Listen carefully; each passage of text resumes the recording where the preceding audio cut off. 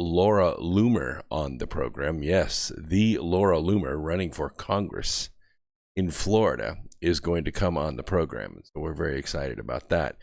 We've been communicating back and forth for, a few months, all the way, going all the way back to the Las Vegas event. And we've watched her grow and always wanted to give a platform for her to speak.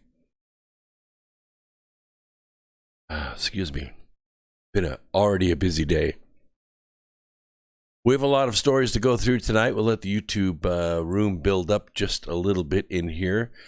I have put my Discord link in the chat room of YouTube. So if you want to meet me after the show for about a half hour while I do my notes and uploads and things like that to various sources for newsletters and things like that, then meet me in the Discord room, and it's easy to find. It's America Free Radio. America Free Radio. All right, let's get started because we have a lot to go through. First, my Religion of Peace report. In the last 7 days, just the last 7 days, the Religion of Peace conducted 27 attacks. In these 27 attacks, they killed 84 innocent people, injured 44 innocent people, conducted one suicide blast, and spread their mayhem across 12 countries. All of this from the Religion of Peace. Some of these are just horrible attacks. Cannot believe it. I just can't go into the details of it because it just staggers the mind of the evil and the wickedness coming from the Religion of Peace. All right, first story. I call the China plate. You have seen a lot of this come to fruition pretty much as we have laid it out since the beginning of the year. We often ascribe, a basic level of humanity, even to the cruelest leaders. Stalin, the Man of Steel, Chairman Mao. I mean, they all seem to have, even little Kim in North Korea.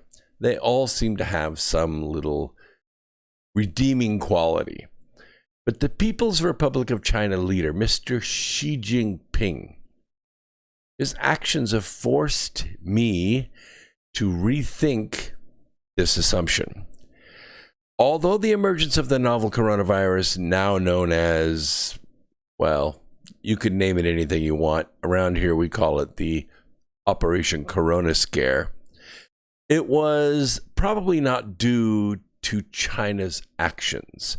The emphasis that its authoritarian system places on hiding bad news likely gave the disease a sizable head start, and for that we give them the benefit of the doubt. They just had a system that naturally, by design, suppressed bad news. You can't even, take a bad look on your face down the street in China without being docked for it. So maybe nobody wanted to be the bearer of bad news in China, and we'll give them the benefit of the doubt on that. But at some point, the Chinese Communist Party learned of the epidemic and made a conscious decision to hide its existence.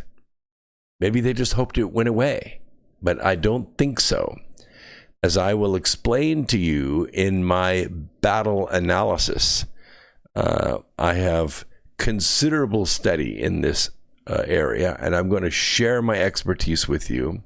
And when you see these strategies line up, you will see that they cannot have happened without design. They cannot have happened without leadership and without forethought.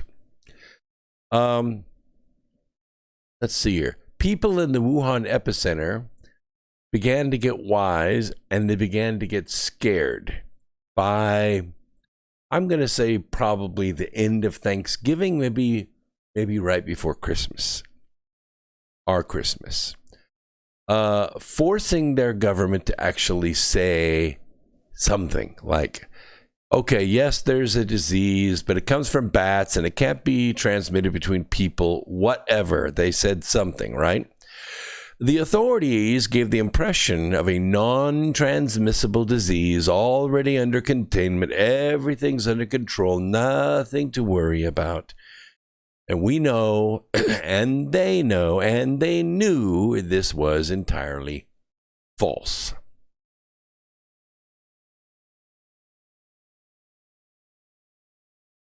That's my vitamin C. So the mayor of Wuhan even suggested that the central government prevented him from revealing details about the epidemic until January 20th.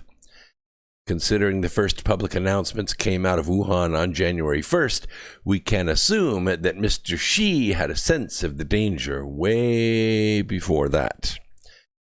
Clearly, downplaying the disease wasn't working, and it was time for the party to get serious. The question is, Earth explorers, how serious? I mean, not how serious. I mean, how did they get serious? Would it provide full cooperation to the international community? Would being seen as the source of this virus hurt its international image? Beyond these, there was a darker dimension. The more Beijing cooperated, the less the disease stood to affect other countries. This includes countries China sees as a threat to its existence, such as us, America, Americans.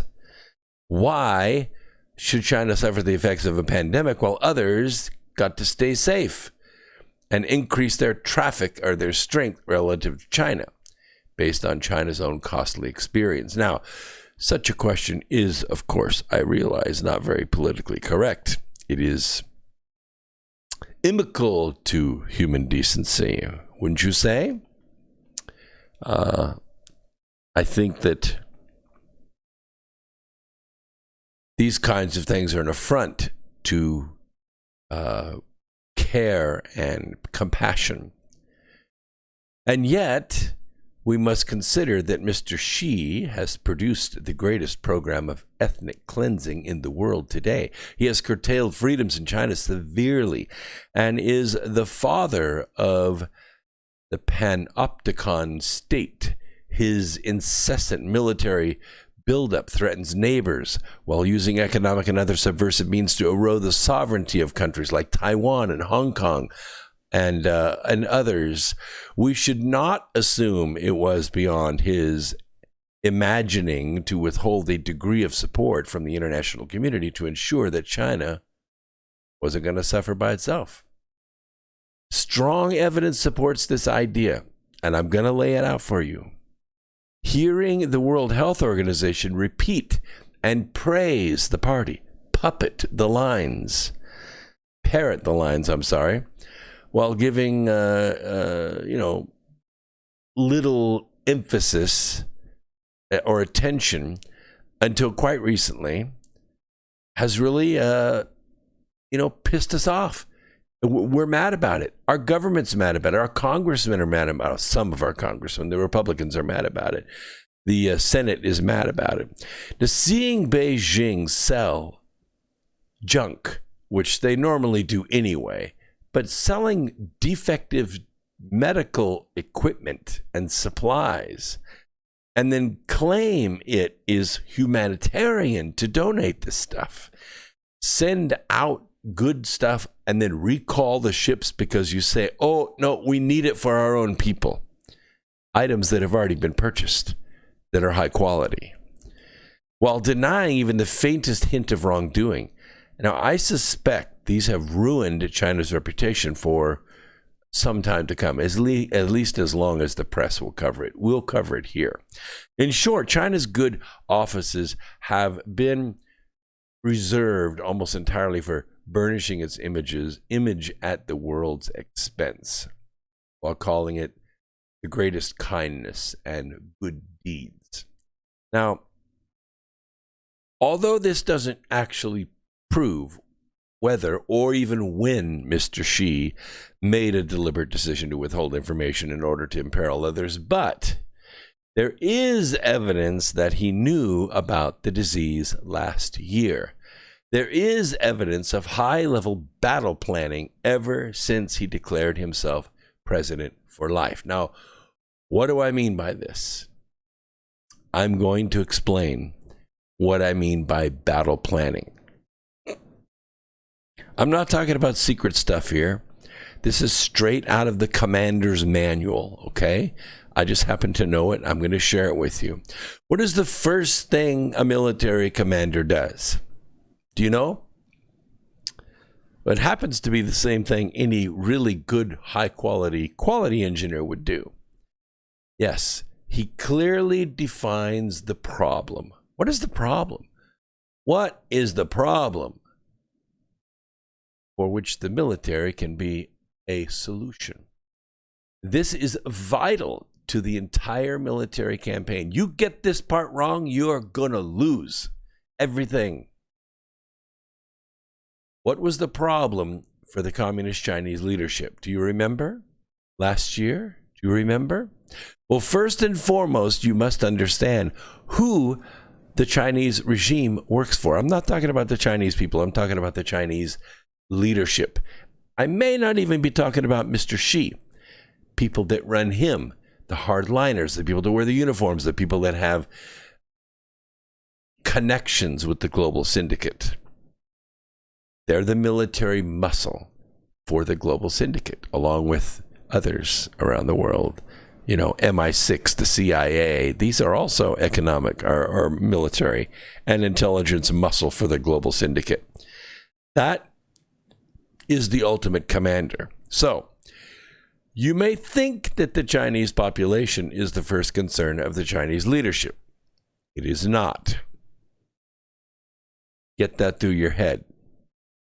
They're merely flesh to fill factories and uniforms.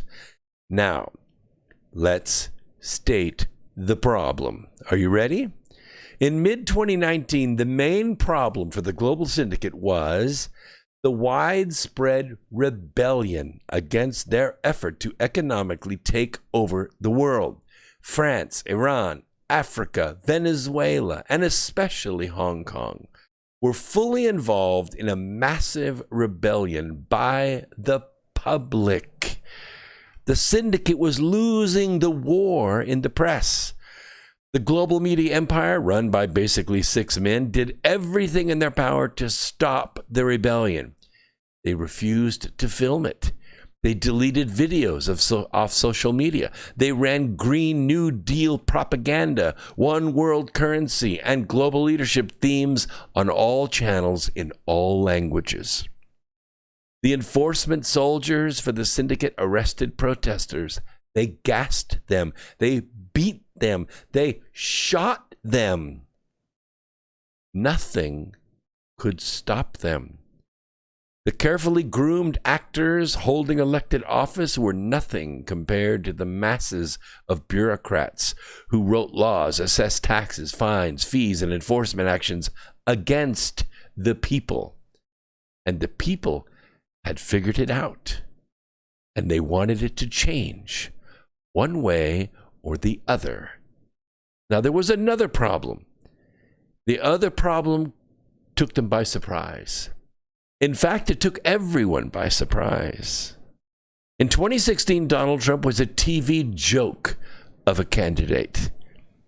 He had nearly a 0 chance of winning against Hillary Clinton ever since the Reagan presidency. The Global Syndicate worked their plan. The Clintons muscled their way into the CIA's drug for weapons operation in Addicts for America, let's call it. They financed quiet wars. Yes. But the main objective was for the Clintons to compromise George Bush and the whole of Congress with billions in drug profits. And it worked. By 1992, they bought the superdelegates in the DNC and divided the Republican Party into 2 by running Ross Perot. Bill Clinton removed Glass-Steagall and allowed the global banks to extract all the liquidity from Americans. Syndicate think tanks crafted the Patriot Act and attacked and killed more than 3,000 innocent people in the greatest military false flag in history. They blamed a mythical enemy called terror, and they took our rights away. Obama and Hillary robbed more than $12 trillion from the working American while rewarding the donor class of the Global Syndicate. They were made powerful and wealthy in one of the boldest frauds ever perpetrated. The setup was almost complete. All it required was for Hillary Clinton to win the 2016 election. The objective, the military objective, was to destroy America and allow the Global Syndicate to resume control over the world. They did not know that Trump would win. They did not see us coming. Why? Because darkness cannot comprehend the light. The commanders tried everything to remove him from office, and they failed. And we can only guess how many times they tried to kill him and members of his family. They tried blackmail, subterfuge, using the intelligence community to spy and plant evidence, and they even tried impeachment. So let us return to the objectives of the Global Syndicate's battle plan at the end of 2019. Number one, they needed to end the rebellion against their return to global control. And number two, they needed to crush the Trump economy. Thousands and thousands of businesses have either been crippled or destroyed, and tens of millions of jobs have been lost in the United States alone in the last 21 days. Needless to say, business owners and workers all over the nation are sick, and they're tired of not being able to make a living. And President Trump added fuel to their frustration when he called for several states to be liberated on Friday. I told you since April 2nd that the soft rebellion had begun, didn't I? You doubted me. Oh, there were a lot of bots that attacked me on Twitter. This won't age well. Guess what? It did. I told you that the people would openly defy the lockdown orders, slowly at first, and then in masses, walking away from Operation Corona Scare. President Trump became the star of the lockdown rebellion on Friday of this week by tweeting, "Liberate Minnesota," and then adding Michigan and then Virginia to the list of states that should be freed. The tweets came one day after the president's coronavirus task force rolled out guidelines that would give governors broad power to decide when states' economies would open back up amid the coronavirus pandemic. And instead of waiting for permission, some business owners across the country, they have decided that they are going to open anyway.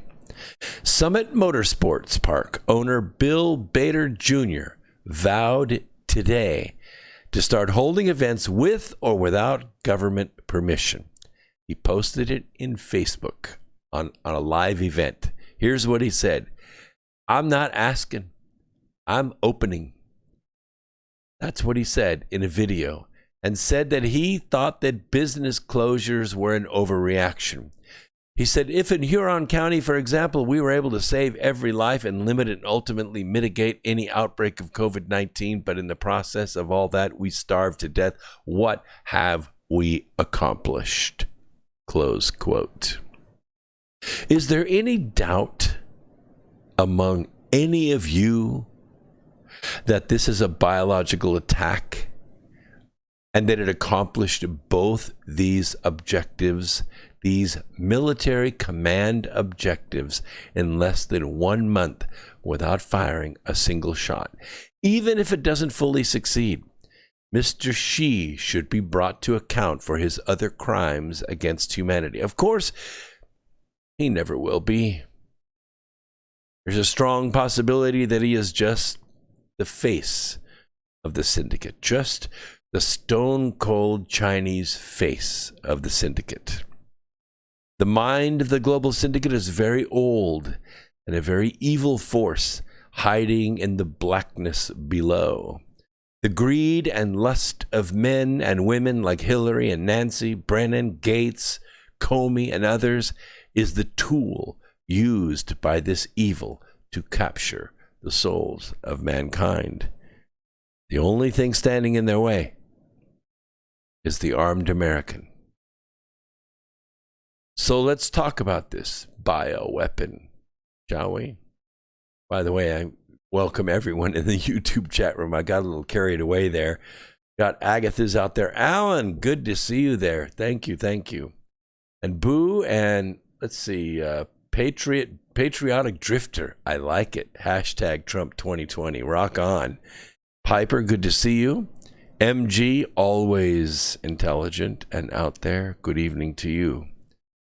So let's keep the chat room growing. By the way, you'll notice on the screen today, right down here, down below, see here, this is the Listen Live line. So if you want to, go to the store and violate the lockdown order, you can call this number on your phone and you can listen to the program in crystal clarity for free. That means it don't cost nothing. And you can do it on your phone without violating or affecting your data limits. And this number right up here, you can see this is the call-in live number. Truth Frequency Radio Network provides us a caller board. It is really great and allows you to call in and offer your thoughts. And we value your thoughts. We want your thoughts. We have the smartest audience on earth here. So for some reason the caller board isn't working, but we'll just see what happens. We'll try to let this work. We'll try to let it work. And just check in the chat room at TFR. People that are listening audio only, that's fine. There are lots of people in there. Billy's there, and Wollongong is there, and others are logged in. Sophia, good to see you there. Okay, let's talk about this bioweapon a little bit. Professor Luc Montagnier, he is a central member of the team that identified HIV during the early days of the AIDS epidemic, is now bucking the media consensus on the novel coronavirus by claiming the pathogen was at least partially edited in a laboratory. It was or it wasn't. All right? It was edited. It was looked at on a molecular level, and it was altered on purpose, for a purpose. According to a research performed by Montagnier, a Nobel Prize winner, by the way, and his mathematician partner, Jean-Claude Perez, SARS-CoV-2 contains sequences of the human immunodeficiency virus HIV. HIV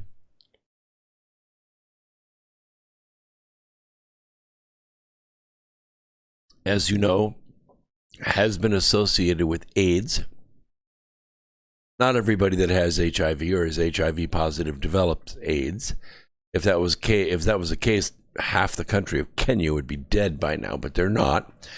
I'd say about half of their adult population is HIV positive, but they're not dying of AIDS. And the main reason is, I think, because they are taking drugs like hydroxychloroquine. Let's take a quick break, and we'll come back right after this. Don't go away.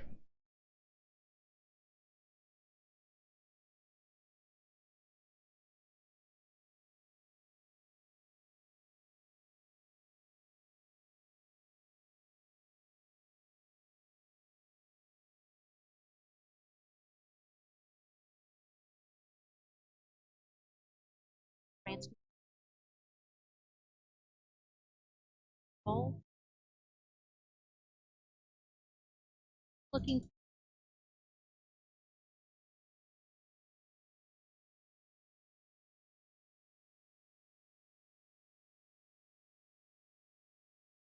how to read negative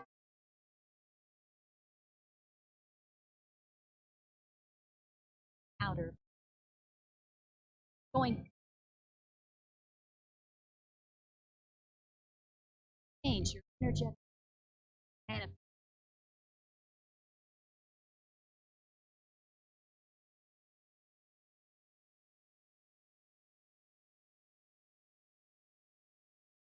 Hey folks, guess what the #1 phrase that by email? Ready? We love this tea. We love this tea. Time after time, week after week. We love this tea. Life Change Tea gives you more energy, a beautiful cleansing, and fulfills its slogan perfectly. The tea that makes you go. So if you want to be on your health game, log on to getthetea.com and order Life Change Super Strength Tea. Packages come in a 1-month supply, and when you brew this stuff, wait until you see the results. Aren't we all about the results? And with a lot of people's health struggling, we can use help. A little bit of doctors will tell you disease starts in the gut. So log on to getthetea.com. That's getthetea.com. Be our next email saying, I love this tea. I love this tea. Get the tea at getthetea.com. Helping America one tea bag at a time. For 5,000 years, the world was ruled with wooden ships by one man. 242 years ago, a small group of free men crafted a new nation built on liberty and freedom. Global elites have been fighting to destroy this new nation called America ever since. Based on actual events, Charm of Favor tells a true story of how they corrupted the election system. They infiltrated federal agencies and murdered witnesses, judges, and even presidents to keep from being caught. Now, the largest and wealthiest crime syndicate the world has ever known has been drawn out of the shadows. They have killed hundreds of Americans and recently attempted to assassinate half our congressmen. Still, they escape arrest through an almost supernatural charm of favor. Read Charm of Favor and be prepared to open your eyes to what may lie just around the corner. Charm of Favor is available on Amazon and Barnes & Noble.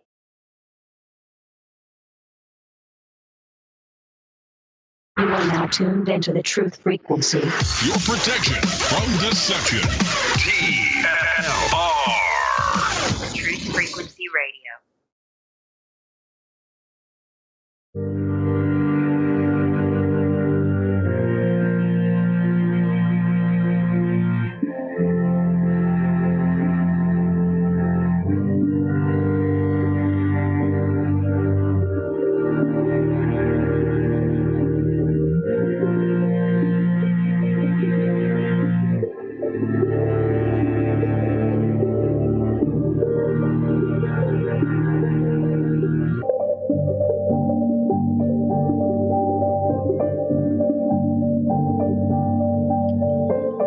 Okay, welcome back to America Free Radio. We're coming to you live from, excuse me, I have a feckless cat here that's actually affection? Is it? So strange. Cats. Like, I want affection, but I don't. I mean, I do, but I don't. And if you don't give it to me, I'm going to sink my claws into your thigh. So, what can you do? Anybody out there want a couple cats? I can fix you up. Just want to let you know that Asteroid Mining, the Future of Energy, is now in print. It's been in print for a couple of weeks now. It is in color. I wanted to do that because you can see from the fine images here on the slideshow on YouTube that you just can't do justice to this subject matter in black and white. So I published it in color. It's a little more expensive, but it's one of those books that can go on your coffee table next to your book Gravity, and substantially less expensive than that. So pick it up. I am working on the audio of it, so it will be ready probably in the middle of next month. We'll post it. And then all you people that have bought Asteroid Mining, the Future of Energy, can have the audio version of it for free, as I do with all my books. If you buy the paperback or Kindle version, you get the audio version for free. So if you're not a great reader, don't worry about it. I read it for you. And that will help you out. Next, maybe not next week, but the week after, we're going to have Casey Barrick and Apolla Asteria on. They're going to come on probably for an hour. We'll see some good music, some good video, good interviews, bright and rising stars. They're very popular out there on the speaking tour. Everybody's been picking crumbs with the Sparrows, so we're doing a lot of remodeling. They're fixing up their music studio right now. They just relocated. So a lot going on there. Don't forget, we'll have them on at the end of the month. And also, never forget, you can always go to my website, brooksagnew.com, sign up for the webinars. Twice a month, we have first class, second class, or class 1, class 2. It's about 5 hours altogether. And you'll receive second chance success mentoring. So all of the skills that I deliver to the Fortune 500 for a substantial amount of money each year, I will deliver to you, and you can have it. And you'll have the recording, and you'll have the book, and everything you need to make a success out of your life. And if those 2 classes don't do it, I'm available for more one-on-one with you. So I want to get back to this bioweapon, because there's a lot more to it than just making the weapon. Whenever you make a new biological, you want to test it. And that's a difficult thing to do. Now, you can test nuclear weapons. You can test, radiation weapons against rabbits or mice or, whatever. But when you have a virus that you're going to make communicable, that is to say, one person is going to cough it onto another person, and then another and another, there's really no test. There's no way to say, yes, this is going to do exactly what we want it to do. We're not quite there yet. We can't make a genetic weapon that takes, only blue-eyed people out, or only people with Native American, markers in their blood. We're not there yet. So to take a weapon that was developed over, let's say they started in 2015. Why do I say 2015? That's a good question. I say probably it started around that time, right in the middle of the Obama presidency, because Barack Obama sent this lab in Wuhan, the bioweapons lab in Wuhan, $3.7 million in 2015. Now, I don't mind telling you that 2015 dollars in yuan, in renminbi, it is substantial amount of money. It's more like $20 million in our economy. That money went straight to that lab and was used to develop weapons. That's what it was used for.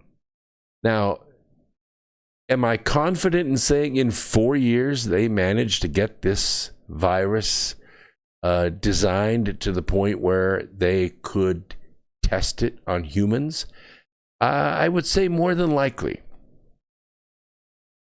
And I think that we've talked about this in a Boolean logic manner.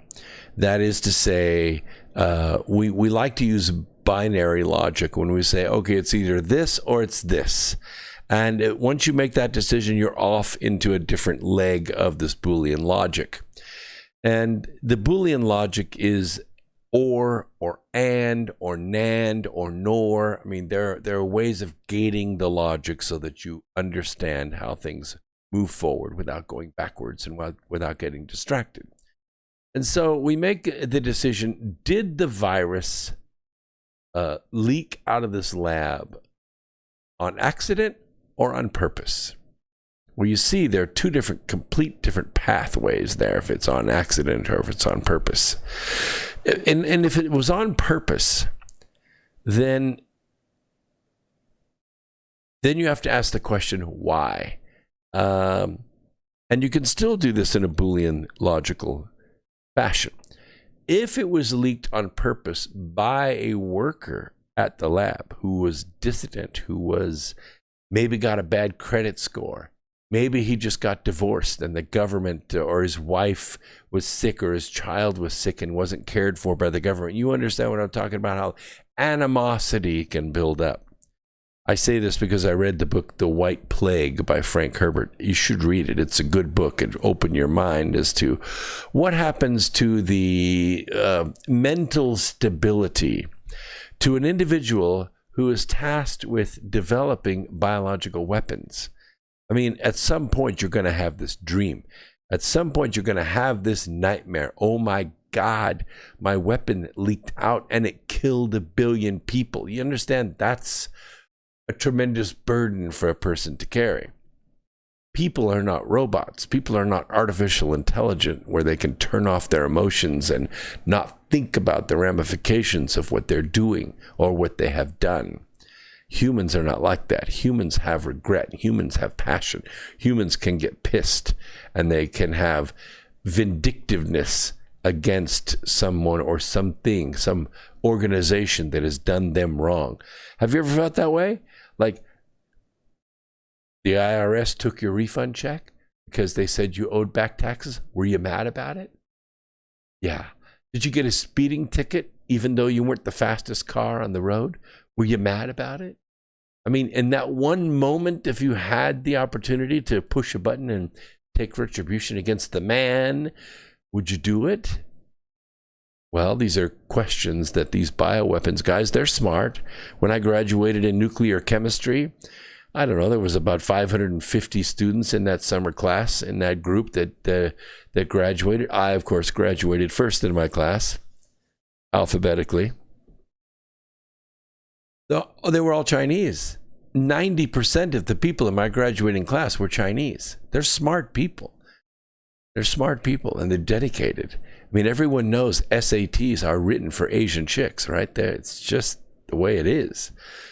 The point is, smart people can be emotional as well. Smart people can have mental problems just like everybody else. And when the government is saying, you better not show that emotion on your face. If we see that emotion on your face on that little camera out there by the corner noodle market, you're going to be in big trouble. You learn to control your face. You learn to control the outward expression of your dissatisfaction with society. And you know what that does. You don't get to talk to a doctor. You don't get to talk to a life coach or someone who's going to help calm you down or help you figure things out or clear something out of your subconscious. Because if you do, it's going to be discovered. There is no medical privacy in China. There's no place to go. You can't even go to the temple and pray by yourself because you're being surveilled. You understand? So while the overwhelming scientific consensus points to Operation Corona Scare being natural in origin instead of man-made, that expert agreement in no way absolves the Wuhan biolab. They had the virus. It was stored there. It's already been proven that the lab worked with the coronavirus, likely taken from the most exotic and remote bat populations in China. Although the specific details are unknown thanks to China's secrecy, it's assumed that the scientists were working to compete against us in the field of virology. To do so, researchers would likely isolate and become some of the nastiest and study some of the nastiest pathogens available to them. One unwashed hand or sloppy decontamination procedure is all it would take for a virus like this to escape. If Nobel Prize winner Mr. Montagnier is wrong about the virus being a human creation, it doesn't mean there's nothing to worry about. Natural selection is insidious in its efficiency and has given humanity the Black Death, the Spanish flu, and now possibly COVID-19. While China may not have been editing the biological code of viruses in the Wuhan lab, although Dr. Bhutan would or Buttar, I'm sorry, his name Buttar, he would disagree with that vehemently because there's evidence of monkeying around with the genetic code in the lab. The country's shocking lies have already cost the world dearly. So what is coming? What does all this mean? I mean, you're being locked in your house. You're being told what you can and cannot buy down at the local CVS. I like to tell people sometimes I like to go shopping with cash. Why is that? Why do I do that? Why do I go to Office Depot and shop with cash? And they say, so, sir, what's your phone number? Why do you want my phone number? Well, so we can text you, special officers. No, that's okay. I'm going to buy this anonymously. I'm going to pay for it in cash. Yeah. There's no tracing this. No tracing it. We're talking about health surveillance legislation already. You never let a good crisis go to waste, do we? An organization that fights for healthcare privacy warns that the emergency relief bill in response to Operation Corona Scare establishes a nationwide system of surveillance of health care. Who gets what medical care? When do they get it? And for what reason could be under the eye of the government? Twila Brace, the president of Citizens Council for Health Freedom, said Congress just approved $500 million. Let me rephrase that. The Democrats just approved $500 million for the creation of a nationwide health surveillance system. I'm going to quote here. While it is not clear exactly how this will look, this system is not a last-minute decision based on the current emergency. This system has been supported by the data-hungry healthcare industry, data corporations, and state and local and federal government agencies for a long time. As the Health Information Management System Society, that's HIMSS, they just announced this on their website. The organization says the CARES Act includes $500 million that solidifies congressional and Trump administration support for Data Elemental to Health, a multi-year campaign to modernize the public health infrastructure in the United States. There are good parts to this, and there are very bad parts to this. Okay? Brace said that for far too long, these industry groups and government organizations have been working together to create a nationwide system of health surveillance. I'm not talking about just data collection. I'm not talking about, insurance companies trying to figure out whether you have a pre-existing condition so they know what to set your rates at. I'm not talking about, sheriffs saying, should we give this person a concealed carry license? I mean, they did take, serotonin uptake inhibitors 10 years ago for depression. This person was in Alcoholics Anonymous for 6 months. Should we give them a firearms license? This person voted Democrat. Or voted Republican, or voted Green Party, or was a communist. You see what I'm saying? All these things are linked together. One of the things that we discovered, for instance, in HIV, when HIV first started being tied to AIDS, by the way, by Dr. Fauci, the same Dr. Fauci. In fact, that's how he became so famous. One of the things that we noticed right off is that there was not a widespread transmissal of this disease, this virus, by, or the development of AIDS by heterosexual activity. Most of it, if not all of it, was being propagated in the community from three activities. One was homosexual activity, not because of the sex. It was because of the drug use. It was because of the drugs that they were taking to enhance the orgasmic community of the homosexual community in San Francisco. It was the drugs that lowered their immune system and allowed them to contract the disease. The second was intravenous drugs, people sharing needles, people also using drugs like heroin, injectable drugs that would do what? They lower the immune system, and they made them immunocompromised, and the immune system in those people did not work because it was altered because of these activities. And the third, of course, would be blood transfusions, not from the blood transfusion itself. No. It's because to get a blood transfusion, someone else's blood, you have to take immunosuppressants so that your body doesn't attack the blood. You understand? You have to take an immunosuppressant if you get a blood transfusion. That's just the way it goes. And what happens when the immune system is suppressed is you got the disease. So these three activities caused the spread of HIV. And of course, it passes easily among the tissues of the bowel. So when one person has the disease, it's easily transmitted through tearing of the rectal tissues during anal sex from one person to the other.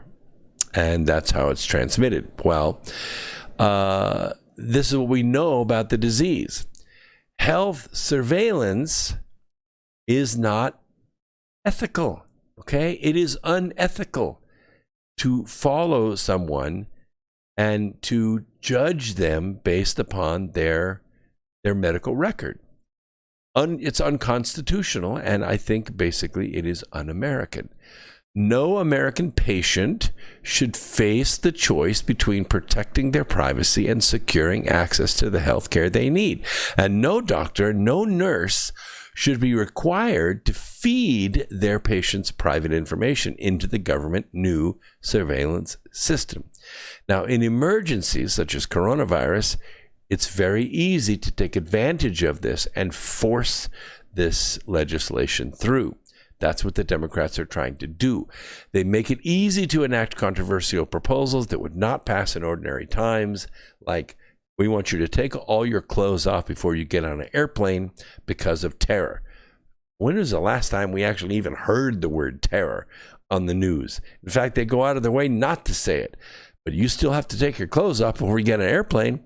You still have to take all your electronic equipment out of your bag and let everybody look at it and let everything get scanned down to the last paperclip before you get on an airplane. Have they ever found anything? No, they haven't. They haven't stopped a single solitary plot to take over, blow up, or hijack an airplane. None. And yet, that $90 billion a year program is still in place, and you're paying for it. Same thing's going to happen here. Once they're implemented, these surveillance and analytical technologies, they'll never be unplugged. You never go back. And how big does it get? Does it take over your local community, your state community, your nation? How about the world? So Trump realizes this, and he defunds the World Health Organization. Defunded who? Took their money. And one of the things that we discovered was, you know what their travel budget is every year? Yeah. No, I'm not talking about trains, planes, and automobiles here. No. I'm not talking about coach. How about the World Health Organization spending $200 million a year in travel expenses? What do you think? Does that sound like coach to you? Does that sound like Uber? Does that sound like, a train? That sounds like charter to me. That smacks of charter. Like, I own a boat. I own an airplane. I own a rail car. Travel, $200 million a year. That's more than Nancy Pelosi spends on travel. So it is magnificent to see President Donald Trump call for a complete and total shutdown of U.S. funding of the World Health Organization until we can figure out what the hell is going on. And now, I think he needs to do the same thing to the United Nations. What do you think?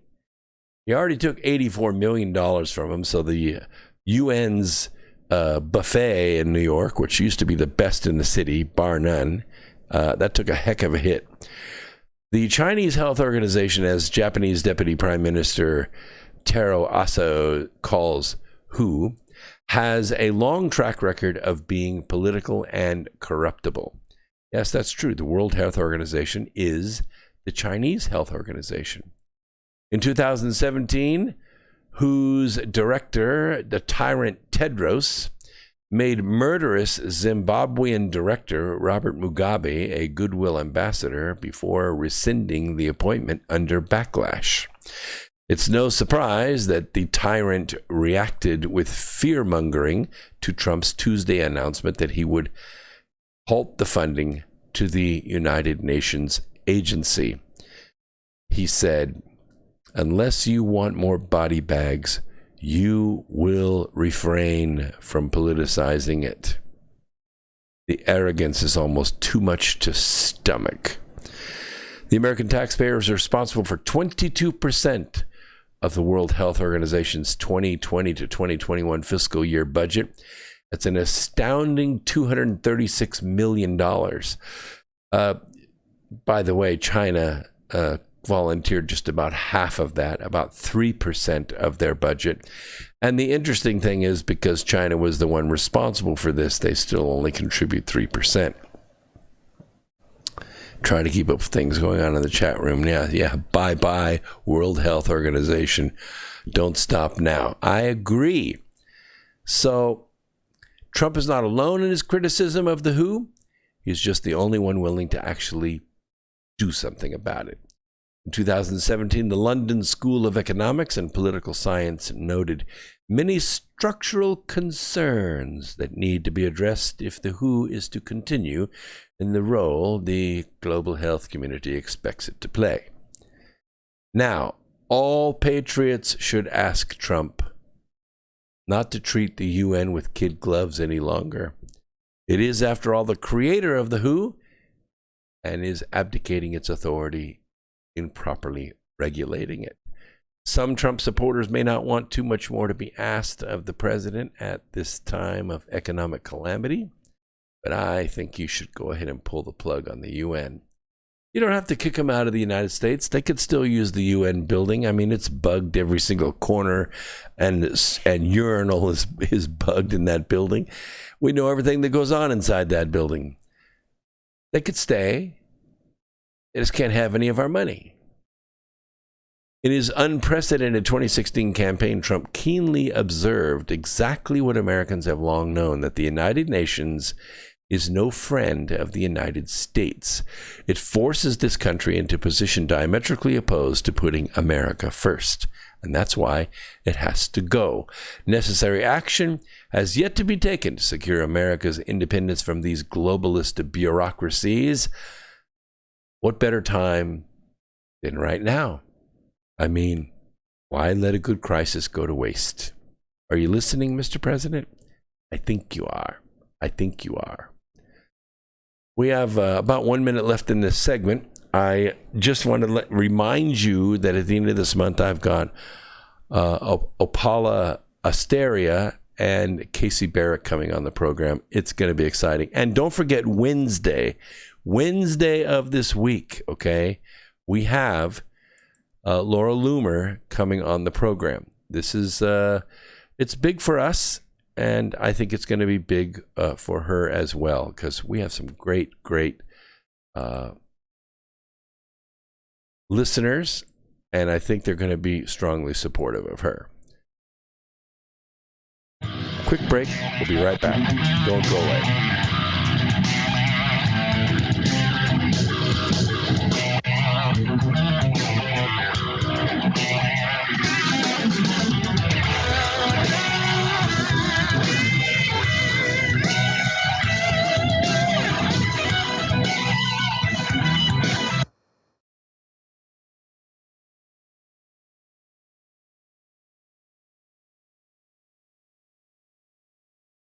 Truth Frequency Radio is your number one source for news and information without the hate, hype, and fear. We're proud to feature cutting-edge programs like Beyond the Veil with Chris and Cherie Geo, X Squared with Brooks Agnew, Paranormal Portal with Brent Thomas, Sharonism Raw with Sharon and Missa, Fearless with Frank Castle, Strange World with Mark Sargent, The Eye of Ra with Ra Castaldo, The Infinite Fringe with Billy Ray, Ironworks with Josh Corey, The Kev Baker Show, and dozens more. Did you know?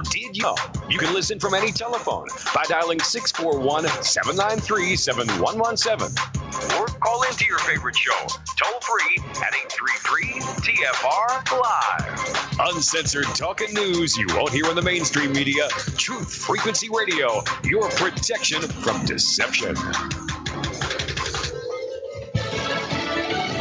Updating the nation, I'm Jane Metzler, Fox News. President Trump promising more coronavirus testing to allow more states to open their economies. America continues to make steady progress in our war against the virus.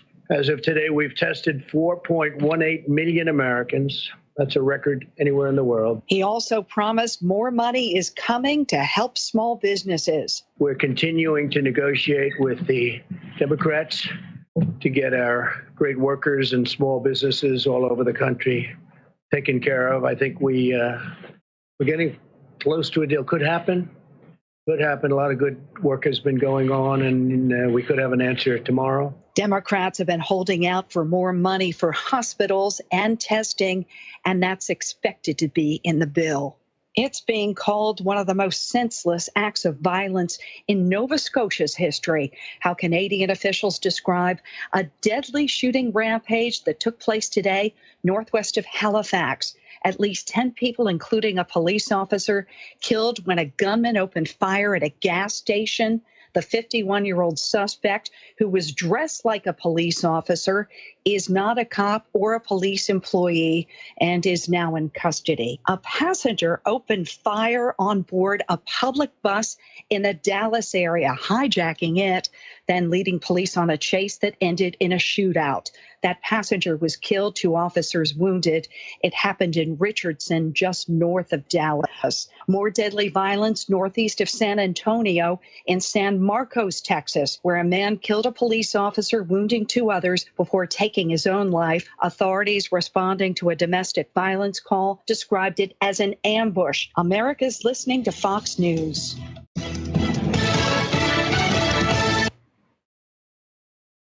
You are now tuned into the Truth Frequency. We are TFR. TFR. Truth Frequency Radio.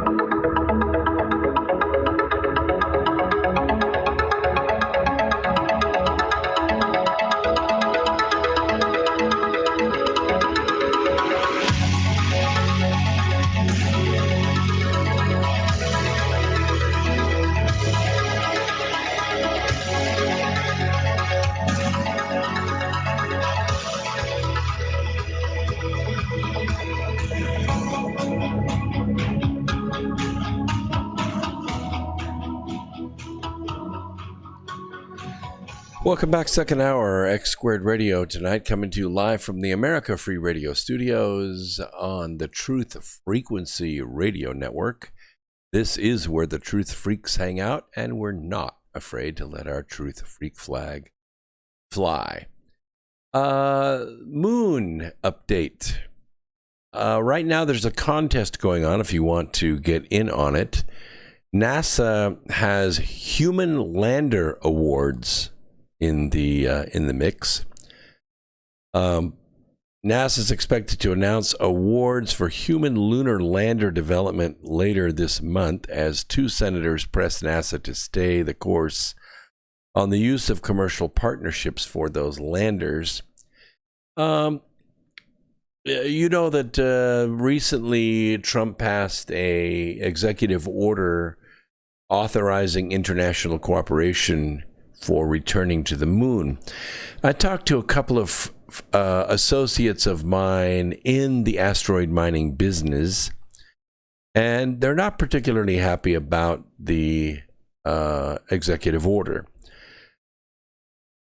because the motivation for asteroid miners, and I hesitate to even call them that, these are high technology companies that are developing all kinds of equipment, a GPS system to go around the moon so that we can have accurate altitude and location services on and above and below the surface of the moon, as well as communication systems, relay systems, so that materials that are core drilled on the moon, such as helium-3 and other volatiles and metals, they can be canistered, rocketed up into low moon orbit, picked up by a ship, put into cassettes, that is to say, like loaded and stacked like you would a shipping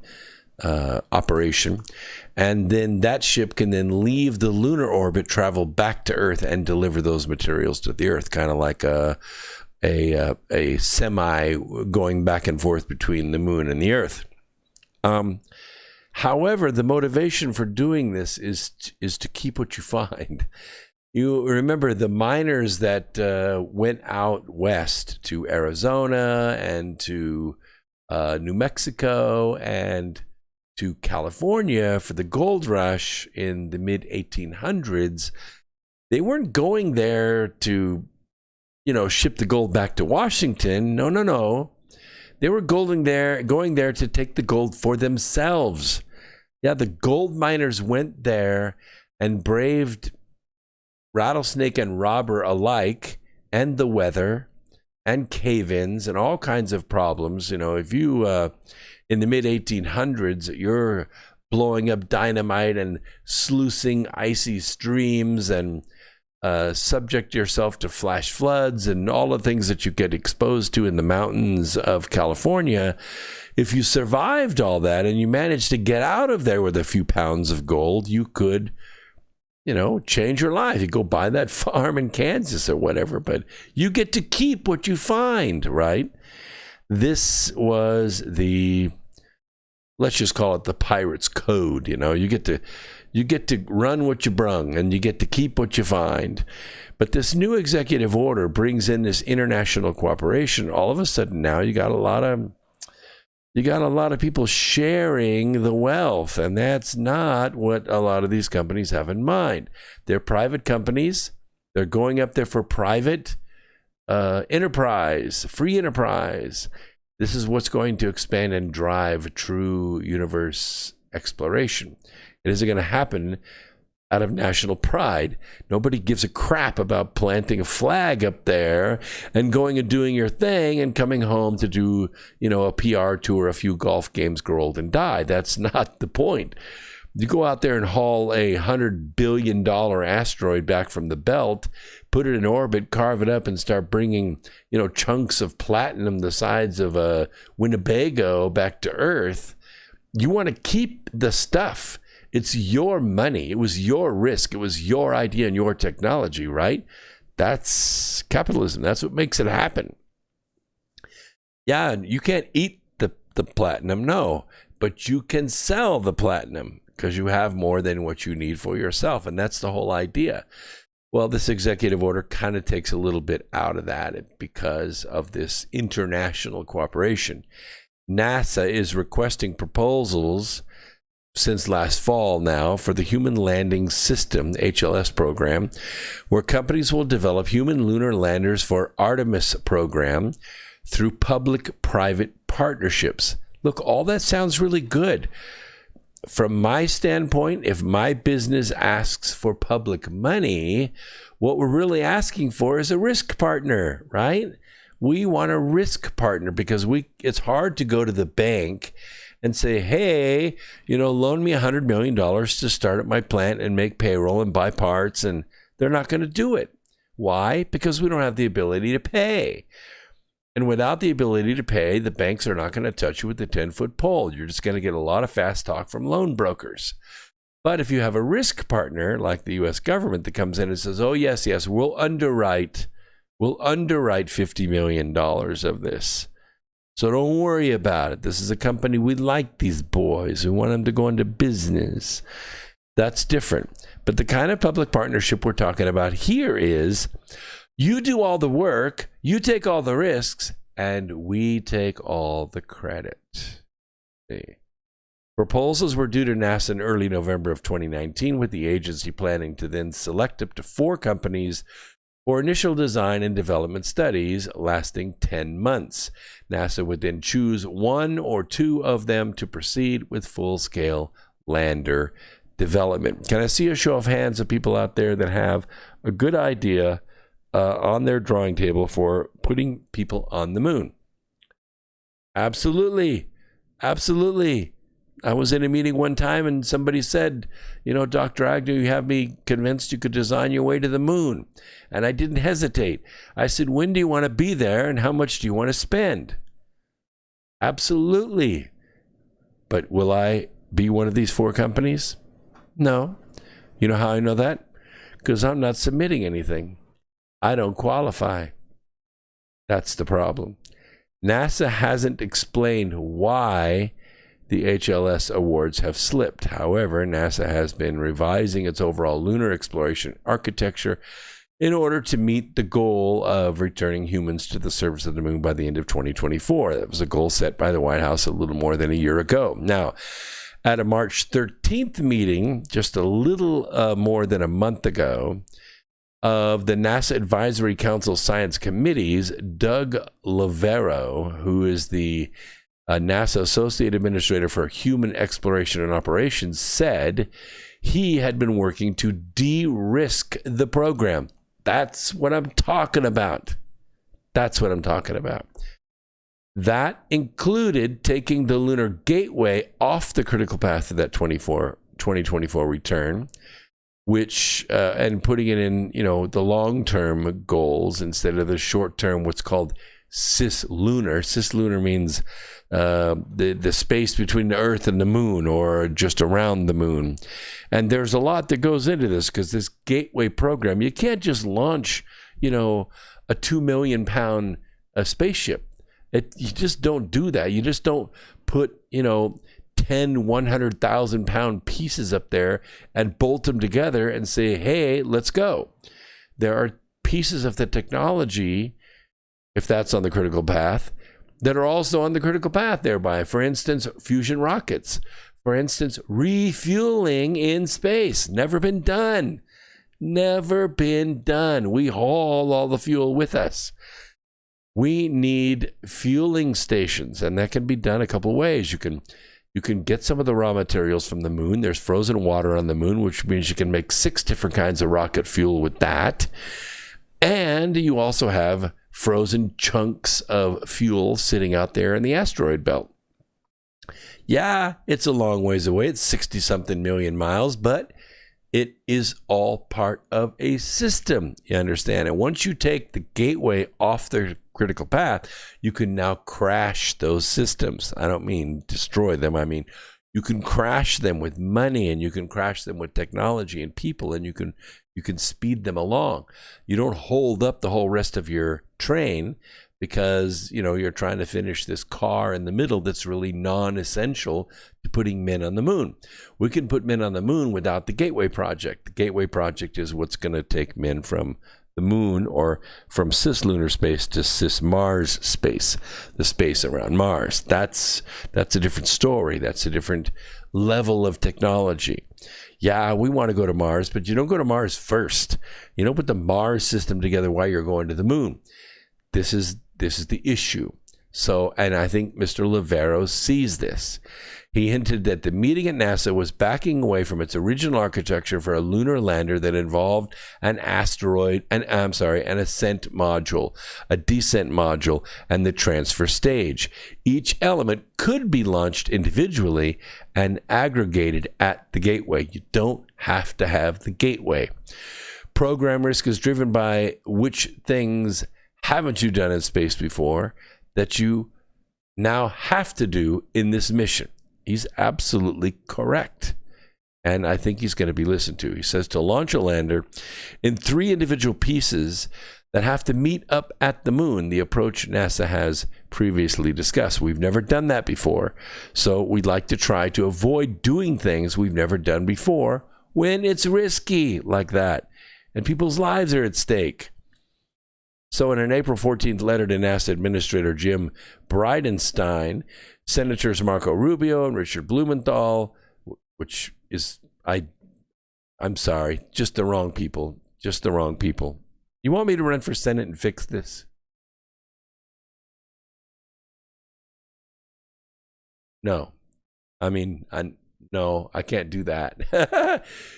Just relax a little bit. I just was floating it out there. I'm not saying anything. I don't think you have to be a senator to do this. I could go to the Senate and do it, but I don't have to be a senator. All right, so just give me a little break here.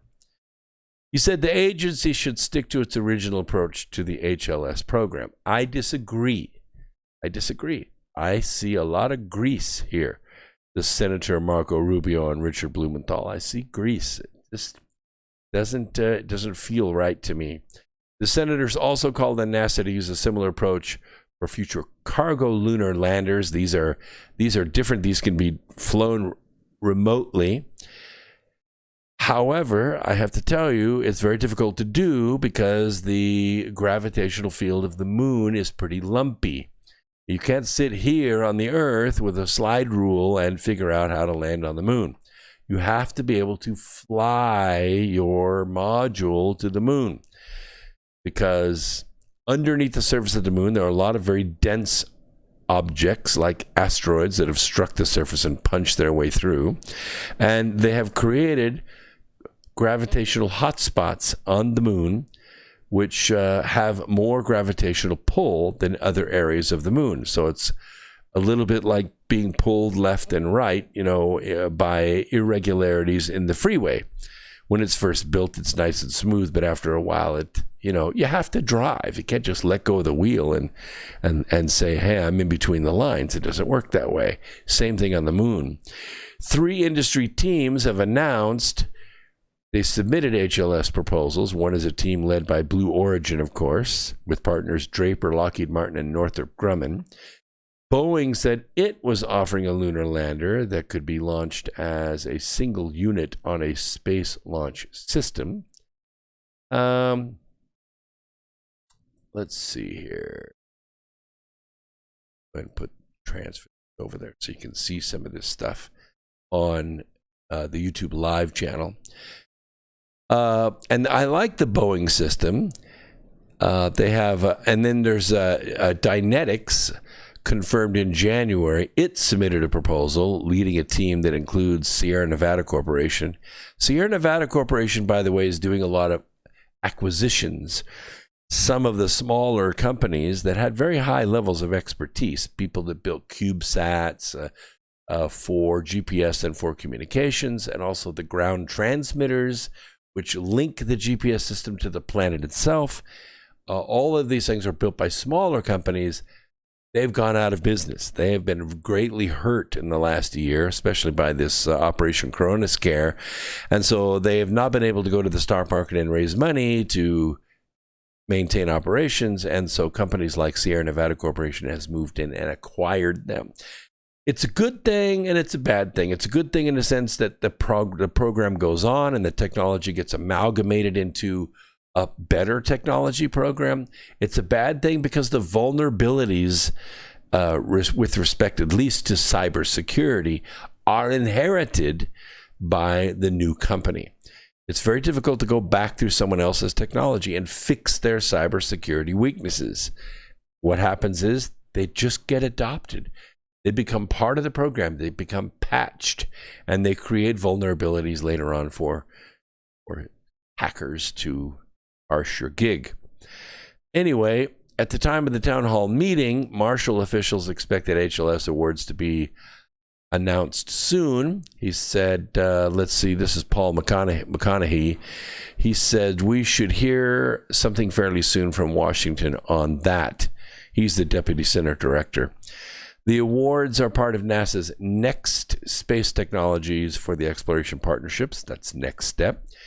Series of broad agency announcements that support public-private partnerships to develop technologies needed for NASA's exploration plans. Companies receiving these awards are required to make their own contributions in addition to NASA's combined funding of $45.5 million. In a sense, it is a dollar match program, not dollar for dollar, but some level of dollar match program. And here are the 11 companies that are in the running. And this could change in the next little bit, but this is where it is right now. So if you work for or with or next to one of these companies, you may be affected. You got Aerojet Rocketdyne, of course, Blue Origin, Boeing, Dynetics, Lockheed Martin. But then you have companies like Maston Space Systems. That's a company to keep an eye on. Maxar Technologies, they're formerly, I think, SSL. So that is an amalgamation that took place already. So Maxar is in there. And of course, Northrop Grumman, they've been building stuff since, World War I. So they're going to be there. Orbit Beyond, that's another company to watch. Fairly well capitalized, and they are a small team, but teams of teams being put together there. Of course, Sierra Nevada Corporation, and we can't leave out SpaceX. The awards are for human lander studies, formerly known as Next Step, Appendix E. Those studies are limited to the descent stage, the transfer vehicles, and refueling elements. Once we learn how to refuel in space, not going to be easy to do, I will tell you. You're talking about enormous amounts of things like hydrogen peroxide or hydrazine or hydrogen gas and oxygen, which we call boom gas, right? Because you can recombine those. They don't have a lot of thrust. It's mostly for short burns because it takes a tremendous volume to get any kind of power out of that kind of stuff. And also, you can make other oxygenated fuels which have a fair amount of thrust to them. But the one everybody's looking for, the one that's really going to be the game changer, is the fusion rocket. We're not there yet, but we can be. And I think maybe the fusion rocket can be developed before the fusion technology here on Earth. And I'm not talking about hydrogen fusion now. I'm talking about helium-3 fusion. You could take helium-3 and deuterium, or you could take helium-3 and helium-3. Now, it takes a fair amount of activation energy to get this going. It's not as simple as just, bringing it all together and here we go, boys. It takes activation energy. What do I mean by that? If you have a matchstick, it is not going to burst into flame unless you apply the activation energy, which is the friction of the matchstick against the striking surface. That work that you're doing to get that heat started, that's the activation energy. Once that's achieved, then the energy can be sustained by the energy that's being output. The activation energy to start a fusion reaction normally is a fission reaction. In other words, to shoot off a fusion bomb, you need an atom bomb. Understand? Very high activation energy. But again, that's fusing hydrogen protons together. We're talking about fusing helium protons together, which are minus a neutron. So you got an extra proton in the mix. And so you're kicking off a energetic proton instead of an energetic neutron. The good news is you get very high amounts of thrust out of this, like tremendous amounts of thrust. And you can carry a tremendous amount of fuel because it doesn't take a tremendous volume of material coming together once the fusion begins to create the energy out the back. Once that's done, now you've lowered the amount of time it takes to get from the moon, Mars, from 7 months. And remember, you only got about a 6-week window to do this in because of the Hohmann maneuver. to about 70 days. And it makes the Hohmann maneuver window open up significantly from 6 weeks to probably 90 days because you can achieve greater speeds. And at greater speeds is nice. No, you're not going to overshoot Mars because you can turn around backwards and you can decelerate, creating artificial gravity in both directions. If you want to know what it's like, just go watch the series The Expanse, and then you'll know what I'm talking about. So it should be noted here that these dozen or more companies who make sub-assemblies for these projects, they're not on this list. And they're also going to be benefiting from these awards. The gold rush is ramping up, which means that many of these suppliers will merge, they will amalgamate, and they will even sell out as the speed picks up. There are some risks ahead of this project. The biggest risk is the exposure to cybersecurity.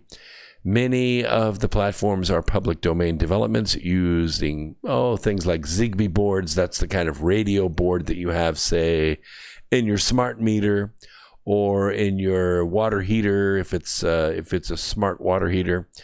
These little radio boards, they put out a quarter of a watt or some ridiculously small amount of radio energy that they put out, but that can be picked up by a repeater and then boosted. The Zigbee boards are open source, so they can be hacked pretty easily. You have to put a lot of support circuits on that. Arduino circuits, there's all kinds of Raspberry Pi and circuits like that are used. They're great, they're good, all Linux-based software, but it has little or no cybersecurity to them. These vulnerabilities are cumulative as the lander system grows in complexity and functionality. We're keen to collect early industry feedback about our human landing system requirements and the undefinitized contract action and help us do that, said Craig Chavers. He's the Human Landing System Formulation Manager. That's significantly higher up the ladder than the Deputy Chief Director of Paper Towels, let me tell you. The small value of the awards and the short timeline will limit the scope of the work in this first study phase. They're actually going to build some prototype hardware. They're going to build some pumps, cooling systems, other pieces, retro rockets, landing gear systems, fuel valves, and things like that have to work at 0 degrees Kelvin, or pretty close to it, about 20 degrees Kelvin. The announcement of the Next Step Appendix E awards didn't discuss the details of each company's work beyond whether they were doing studies or prototype development and for what part of the lunar lander architecture. However, some of the companies have disclosed their plans for lunar lander systems. The Blue Origin's Blue Moon lander, it looks pretty cool. There's a picture of it here on the slideshow. Company officials previously said they submitted a next step proposal. That hasn't been made public yet. And keep in mind, there's a pile of patents that are involved in this, and these companies want to retain those patents. However, a House version of a spending bill that funds the agency released May 16th of last year provides little in the way of that additional funding. It cuts funding for the exploration, research, and development, which includes both the Lunar Gateway and Lunar Lander efforts. I think they should take the $618 million from the agency's original request and put it back in. It's just the right thing to do. These companies could probably pay it back once they get to the moon, once they get to the asteroid belt. There's significant awards there, significant rewards there, and I think they can share the wealth. The agency is thinking about totally putting in $1.6 billion. Peanuts compared to what revenue can be generated. We'll take a quick break and be right back with more X Squared Radio after this. I'm your host, Brooks Agnew. Don't go anywhere. We're only halfway through. Be right back after this.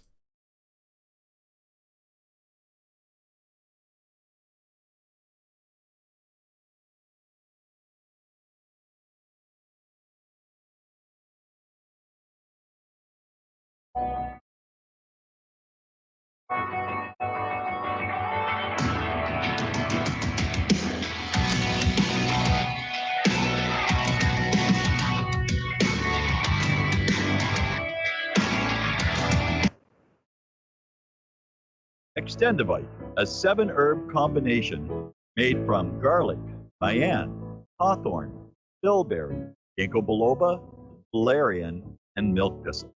Extendivite feeds our body with the right nutrients to keep us healthy. Just listen to what Arthur has to say. I was just calling to tell you what a great product you have. I had used this about, 10 years ago after I had congestive heart failure. And it fixed me up and got me going for the last 10 years.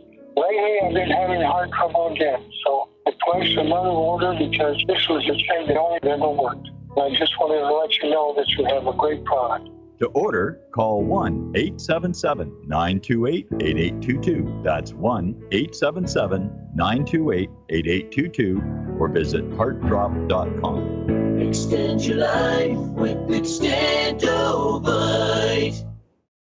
Poor water quality is a major health issue, and it's only getting worse. Municipalities can't keep up, standards have dropped, and pollutants are increasing. Where does it all end? It ends by keeping the pollutants outside of your home with HydroCare's advanced systems available at Wave Home Solutions. No less than the best purification materials and processes have been developed by HydroCare to provide you with healthy, clean water for drinking, cooking, and showering. HydroCare far surpasses the competition in removing chlorine, odors, iron, lead, chemicals, limescale, and much more. Don't settle for less when it comes to your water. We'll take care of the toughest water problems for you, whether it's from a city or well source. Satisfaction guaranteed. For more information, call 888-997-WAVE. That's 888-997-WAVE. Or go to bestwater123.com. That's bestwater123.com. Wave Home Solutions for a healthy, comfortable home.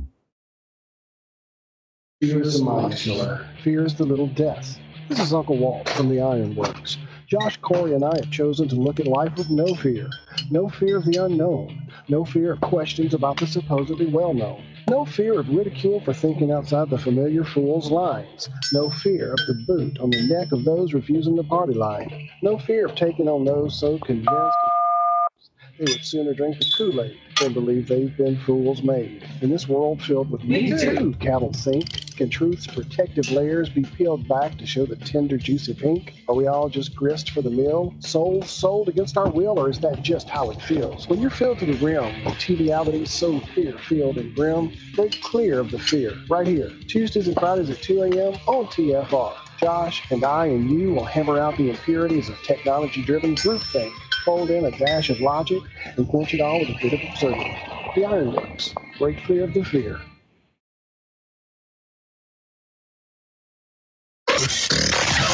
Real people, real radio. Initiating the truth frequency. This is Truth Frequency Radio.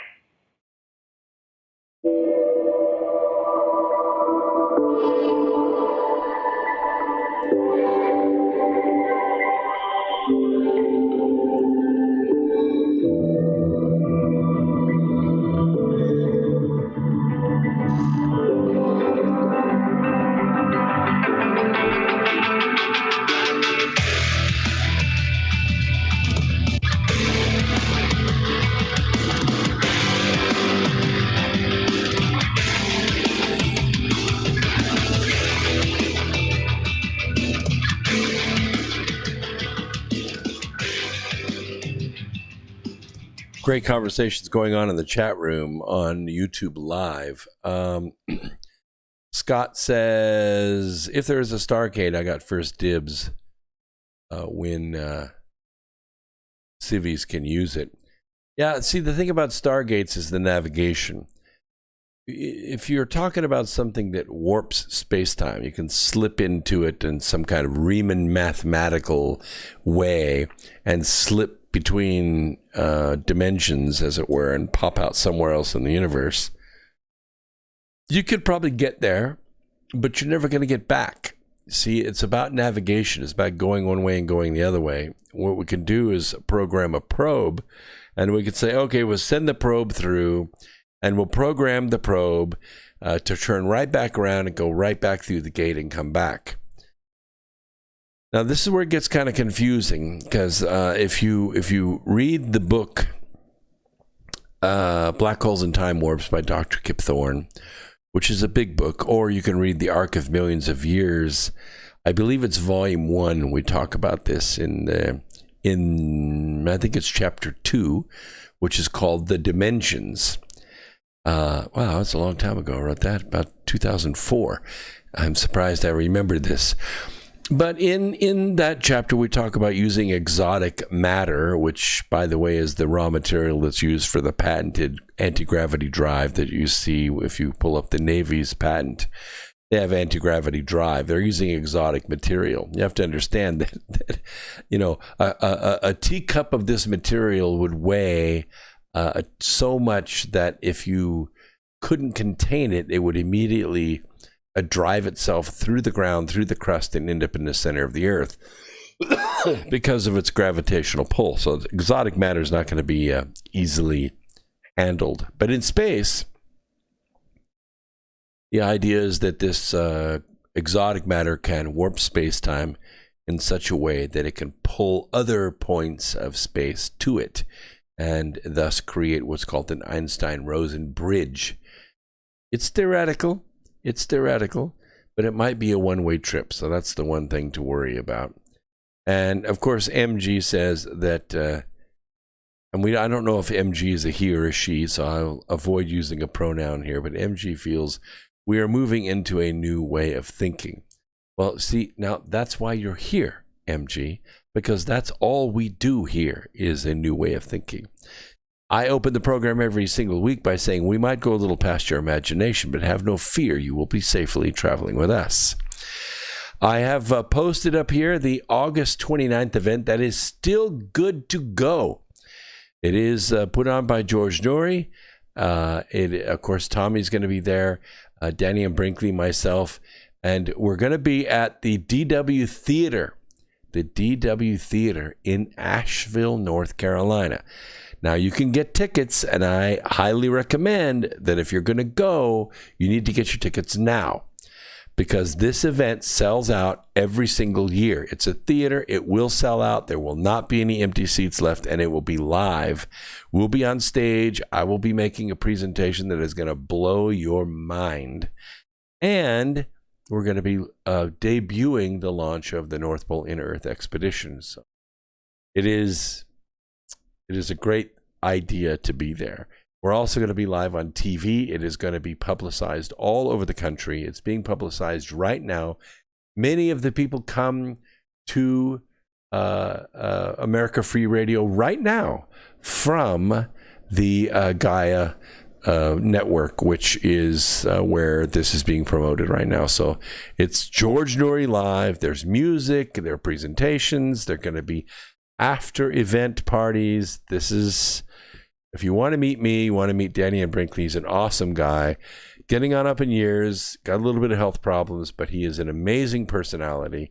He is a Southerner, a Southern gentleman, and I promise you will definitely enjoy the night. So don't pass that up. George Norrie Live, August 29th, Asheville, North Carolina. The link is at my website as well. You can go to brooksagnew.com, brooksagnew.com, go to upcoming events, and you can get your tickets that way as well. All right. Let's get back. Oh, by the way, during the break, I fixed the call boards. So now the caller line is live. So you can call 213-233-3998. And we can discuss anything you want to talk about, anything at all. And don't forget, if you do step away, you can use this number right here, the 641-793-7117. And you can listen by phone on your convenience. Just put your earbuds in and take your walk around the golf course, and you'll be able to listen live. If you call that number anytime except for 8 to 11 p.m. on Sunday nights, you're going to get someone else's radio program because there are 37 hosts on the Truth Frequency Radio Network, and that is the live line. So you're going to get whatever's going on live at the time. Right now, we are live. So that's us. All right. Trump is going to donate he has donated ever since he's been president, donated all the profits that he has made in foreign countries, donating them back to the U.S. Treasury. President Trump's company said it donated $105,465 to the U.S. Treasury last month. That's an amount that it said reflects its profits from foreign government bookings at its hotels last year. Now, this is to quell all of the naysayers that talk about President Trump violating the emoluments clause. The number is down sharply from its 2019 donation of $191,000, showing a drop in spending by foreign governments at Trump hotels. This is the third year that the company, which Trump still owns, has made such a donation, part of its effort to avoid violating the foreign emoluments clause of the Constitution, which bars a president from accepting gifts or payments from foreign governments. Trump's son, Eric Trump, who is running the company with his brother Donald Trump Jr., announced the donation last month on social media. Quote, "While not legally required for the third year in a row, we are honored to fulfill my father's generous pledge to donate profits from foreign government patronage at our properties back to the United States government." Close quote.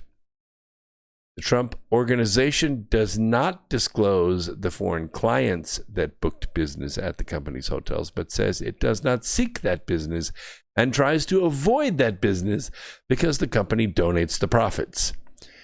Company donated $191,538 last year, reflecting 2018 profits, and $151,470 the year before, reflecting 2017 profits. Eric Trump issued a statement Monday saying that income from foreign governments makes up a very small portion of the company's hotel business, despite Saudi Arabia, Bahrain, Kuwait, and other countries footing the bills for large events at Trump properties since he became president. Of our hotels that had foreign government patronage in 2019, this business represented less than 0.5% of those properties' aggregate revenue. Trump said in a statement, "We work very hard to discourage this business and have done a phenomenal job doing so." How would you like to have to do that? Discourage business. Interesting enough. You want to talk about the Fed a little bit. Well, you know that the Federal Reserve, an oxymoron really, is a group of private banks that own the lion's share of U.S. debt. Now, this has created an opportunity for them to make interest on money that they didn't actually really spend, because they created the money out of nothing. So they created the money out of nothing, and then they loaned the money, and then they bought the debt back. So they're actually making money off money that never existed before. Yeah, go figure. So Trump has figured this out, and over time, I guess you kind of had to be able to see into the future to do this. Not saying that he actually can see into the future, but he saw into the future and saw that there would be openings in the Fed board. And what happened was President Trump took the opportunity to propose individuals to fill those positions on the Fed board. Now, what did this do? Well, essentially what it did is it put Trump in charge of the Fed. Yeah. And then, because the Fed actually owns the debt of the U.S. Treasury, essentially, de facto, what it did is it merged the U.S. Treasury and the Fed together. Now, I'm not saying that everyone doesn't see this, because I think they do, but here's what they don't see. You see, Trump is a businessman, not a politician. And one of the things he knows, probably better than anybody, is money. I don't mean how to spend it. I mean how to borrow it and how to securitize it. Normally it's done with real estate, like a golf course or a resort or a piece of land or a skyscraper or a renovation project of a post office into a hotel. That's how you securitize debt. You take real property, the title thereof, and you use it as security, as collateral to borrow money. Now, sometimes what you do is you borrow the money to make the renovations, you make profit on the renovations, and you pay the debt off. And that's what Trump most of the time does with his businesses. He owns over 550 businesses. Most of them are debt-free. Most of them are debt-free. But sometimes what you want to do is to create liquidity. Liquidity for a lot of reasons. Sometimes to make payroll, sometimes to weather, bad market conditions, sometimes to hedge in other investments. So if your investments go down and another investment goes up, and so you keep yourself capitalized at all times, but you use your assets to securitize debt. And what has happened is the Fed and the Treasury have ended up de facto becoming intertwined. Now, what it will allow Trump to do, I think, is either it will allow him to end the Fed, that is to say, he can write into the bylaws that we're no longer going to be setting interest rates or deciding monetary policy. He could do that. Or, and I think this is the pathway that's going to be taken, I'm sort of seeing into the future when I do this, but I am rarely wrong when I do this. I think what's going to happen is a haircut. In other words, the $22, $23, $24 trillion that the U.S. is ostensibly in debt, air fingers quote, it's going to be written off. I don't mean all of it, but I mean President Trump, by the end of his presidency, he doesn't want to leave the nation in the same shape that Barack Obama left it in. He doesn't want to leave the military depleted. He doesn't want to leave our medical supplies depleted. He doesn't want to leave our accounts empty and all these permanent employees choking our system with overhead. He doesn't want to do that to the nation like Obama did. Obama loaded this country with $12 trillion in additional debt. What do you have to show for it? No. What do you have to show for it? You got any airports? New airports? No? How about new bridges, new roads? No? How about new schools, new hospitals? No? You see, not a damn thing was done with that $12 trillion. Nothing. Where did the money go? Well, it went to companies like Solyndra. Remember $500 million to good old Solyndra, an obsolete solar technology? Within a few months of getting the money, they filed bankruptcy. They were hauled into a congressional committee and asked a bunch of questions. They took the Fifth Amendment and they walked out with their money. $100 and something million was written right back to the DNC out of that $500 million. Wait a minute, you're saying the taxpayers gave them $500 million and they turned around and wrote checks to the DNC? Yes, they did. And all of the companies did that. All of the companies wrote checks back to bundlers and donor class and, they in foundations and PACs. It all went back to the DNC, a large portion of it. They laundered tax money back into the DNC. It was the most corrupt fraud that this country has ever seen before. Trump doesn't want to do that. And I think Trump wants to fix it. I think what's going to happen is Trump going to say, we'd like to retire about half this debt. Now, I know you think it's $12 trillion. Half of 24 is 12, right? But I'm going to ask you, because we're going to pay this off in a big lump sum, I'm going to ask you to take a haircut. We're going to pay $2 trillion. $2 trillion, and you're going to retire $12 trillion. How about that? The Fed is the one that's owed. The Treasury is the one that's affected. If they're the same organization, you got to say, wait a minute. MG owes me $20. I owe MG $20. You know what we're going to do? We're going to say, I'll tell you what, we'll stand here together, you and me. You're there, I'm here. We're both going to take our $20 notes and we're going to tear them up. We're even. I'm not paying you $20. You're not paying me $20. We're even. That's what's going to happen. The Fed and the Treasury are going to stand on opposite sides of the hallway, and they're going to tear $12 trillion in two and burn it. That's it. Here's your check for $2 trillion. And guess what? The U.S. national debt goes back to $12 trillion. The stock market jumps another $6-7 trillion in worth. The American people get what they paid for.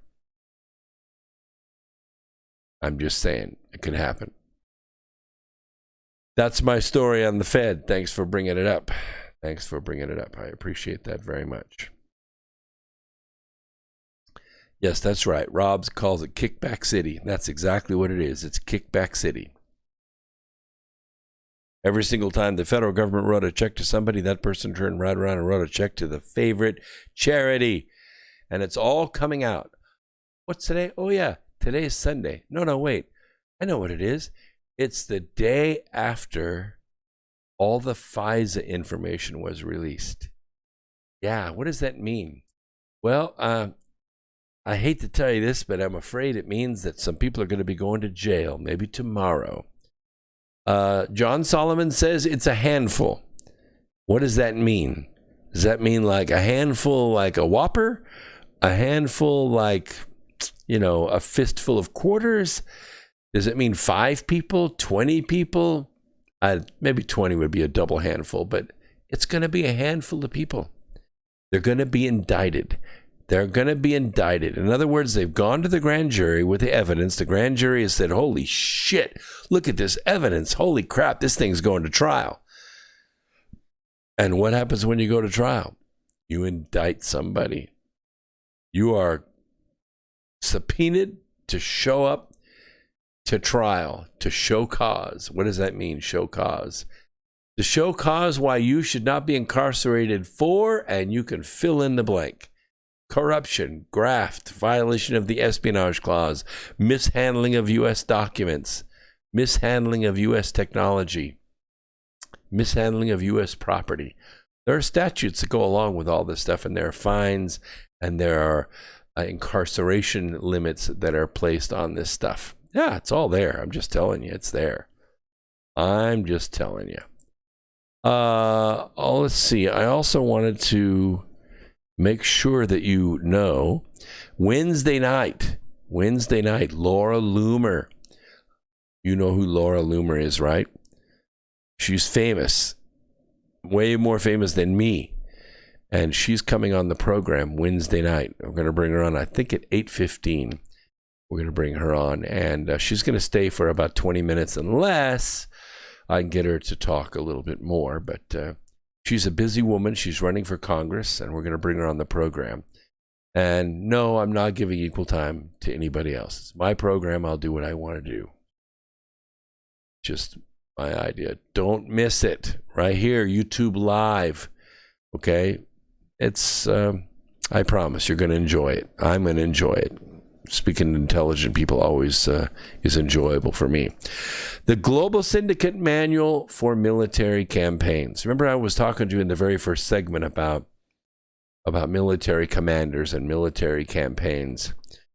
You recall that I told you the Global Syndicate has an overall objective, right? And the removal of America as a geopolitical power is that objective. It would be preferred to keep its socio-economic power, but its sacrifice acceptable. The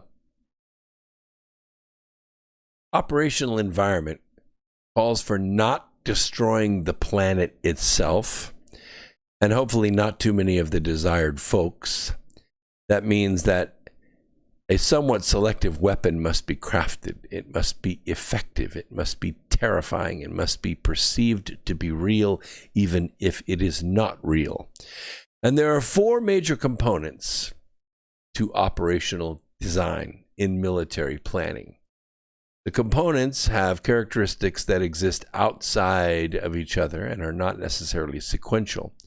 An understanding of the operational environment and problem must be established prior to developing operational approaches. Here are the 4 things. Understanding strategic guidance, frame the environment, define the problem, and frame the operational approach.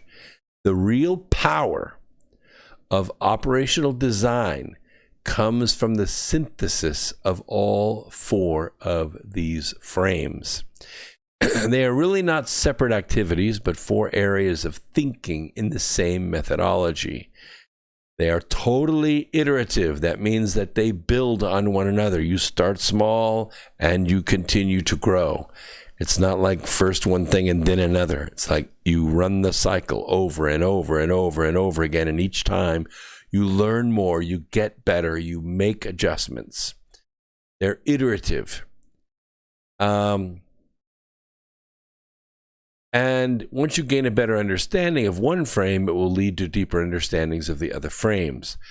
To frame the environment, you cannot help but see the competing trends emerge, which will help to better define the problem. As you see a potential operational approach emerging, you may discover new problems. You may need to modify existing ones and ask more questions about the environment. As you analyze the operational approach, look for ways to avoid or mitigate undesired effects. You will likely redefine the problem and see aspects of the environment that you had not previously understood. When you launch a bioweapon, one of the things that you want to accomplish is you want to use it to tear down that economy. How does the economy in America work? It works off of interaction between the consumer and the producer, correct? So if you distance the consumer and the producer apart, where they cannot see each other, they can't meet with each other, you can't walk into the store, you can't sit down at the restaurant, you stop the cycle of money. When you create a dollar in a community, in a small community of, say, 30,000 people, that dollar goes around that community about 14 times before it leaves. 14 times. Yes, you buy fuel at the local gas station, and then they turn around and they buy, Sara Lee, or they buy coffee, or they buy paper towels, and then that money goes to pay those workers, and those workers then pay on their mortgage and their car payments, all of it local. That money goes around and around and around. Once you stop the wheel from turning, you stop the commerce somewhere in that system from going, the system grinds to a stop. The gross domestic product begins to grind closer and closer to zero. This is the goal of a weapon like this. So as you work with operational design, you're going to get more comfortable working the frames iteratively. So one of the things you want to make sure of is that the word gets out. That's what we do here. We talk about the word here, but how many of you are here? 60 people are listening right at this moment live. By the time we get to next week, about 1,000 people will have watched this video, of at least the ones that log here on YouTube. That's not a very big audience. We need 100,000. We need 200,000, 300,000 people listening to these words. I don't have that reach. Even though Truth Frequency Radio is ranked, I think, number 12 on TalkStream Live, or TalkStream.com. That ranks all of the podcasts in the entire country. We're 12. We're significantly ahead of other networks. We're ahead of CNN. We have reach. We can reach people with the truth, with awareness. But we can't compete with the global empire. The global media empire hits all people, all channels, all hours. That's a tremendous amount of reach. Now, some people said, well, wait, how can they afford to do that? How can CNN afford to run propaganda 24 hours a day? Nobody's watching. Yeah, but you don't understand. People watching CNN are not linked to the revenue model for CNN. CNN is one of the original cable news networks. When you have cable attached to your house, you have a basic cable plan. We'll take a quick break. We'll be right back. Don't go away. Top of the hour. More X Squared Radio right after this.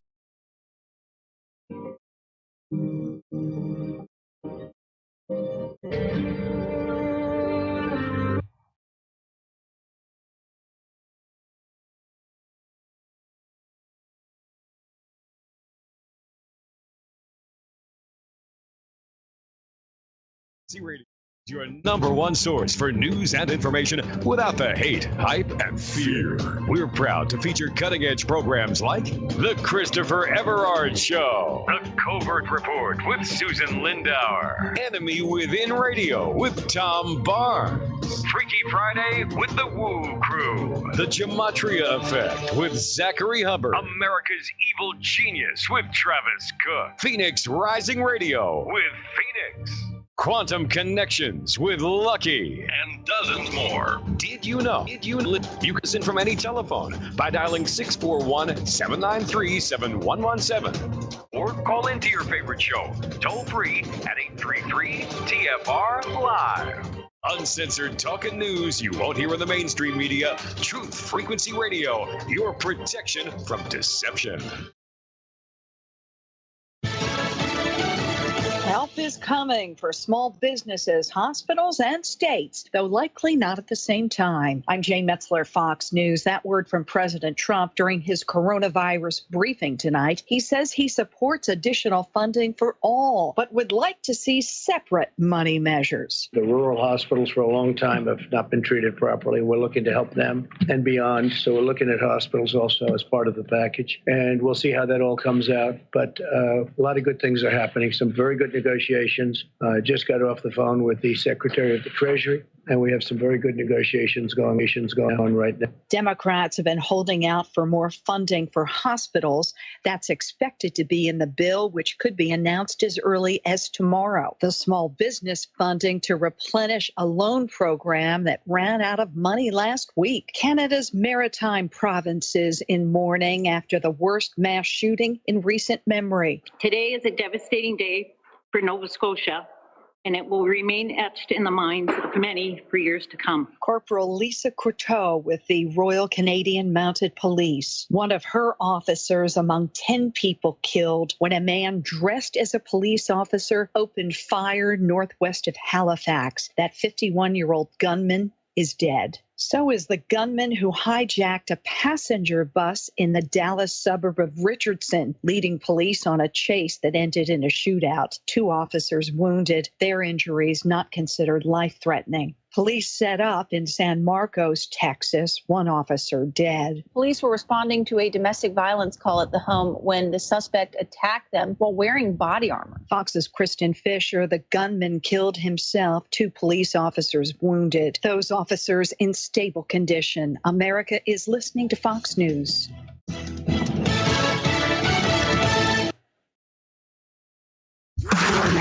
Into the truth frequency. Your protection from deception. This is Truth Frequency Radio.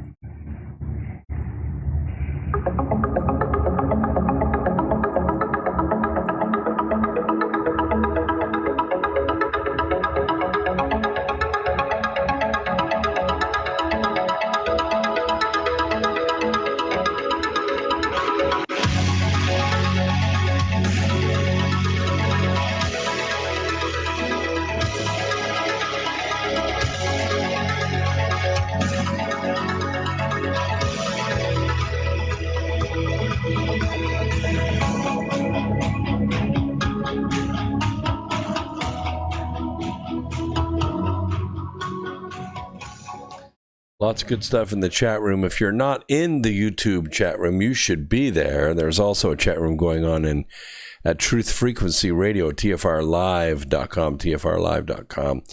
If you miss this program on audio, you can always go to TFRlive.com/X2 Radio and pick up the archives there.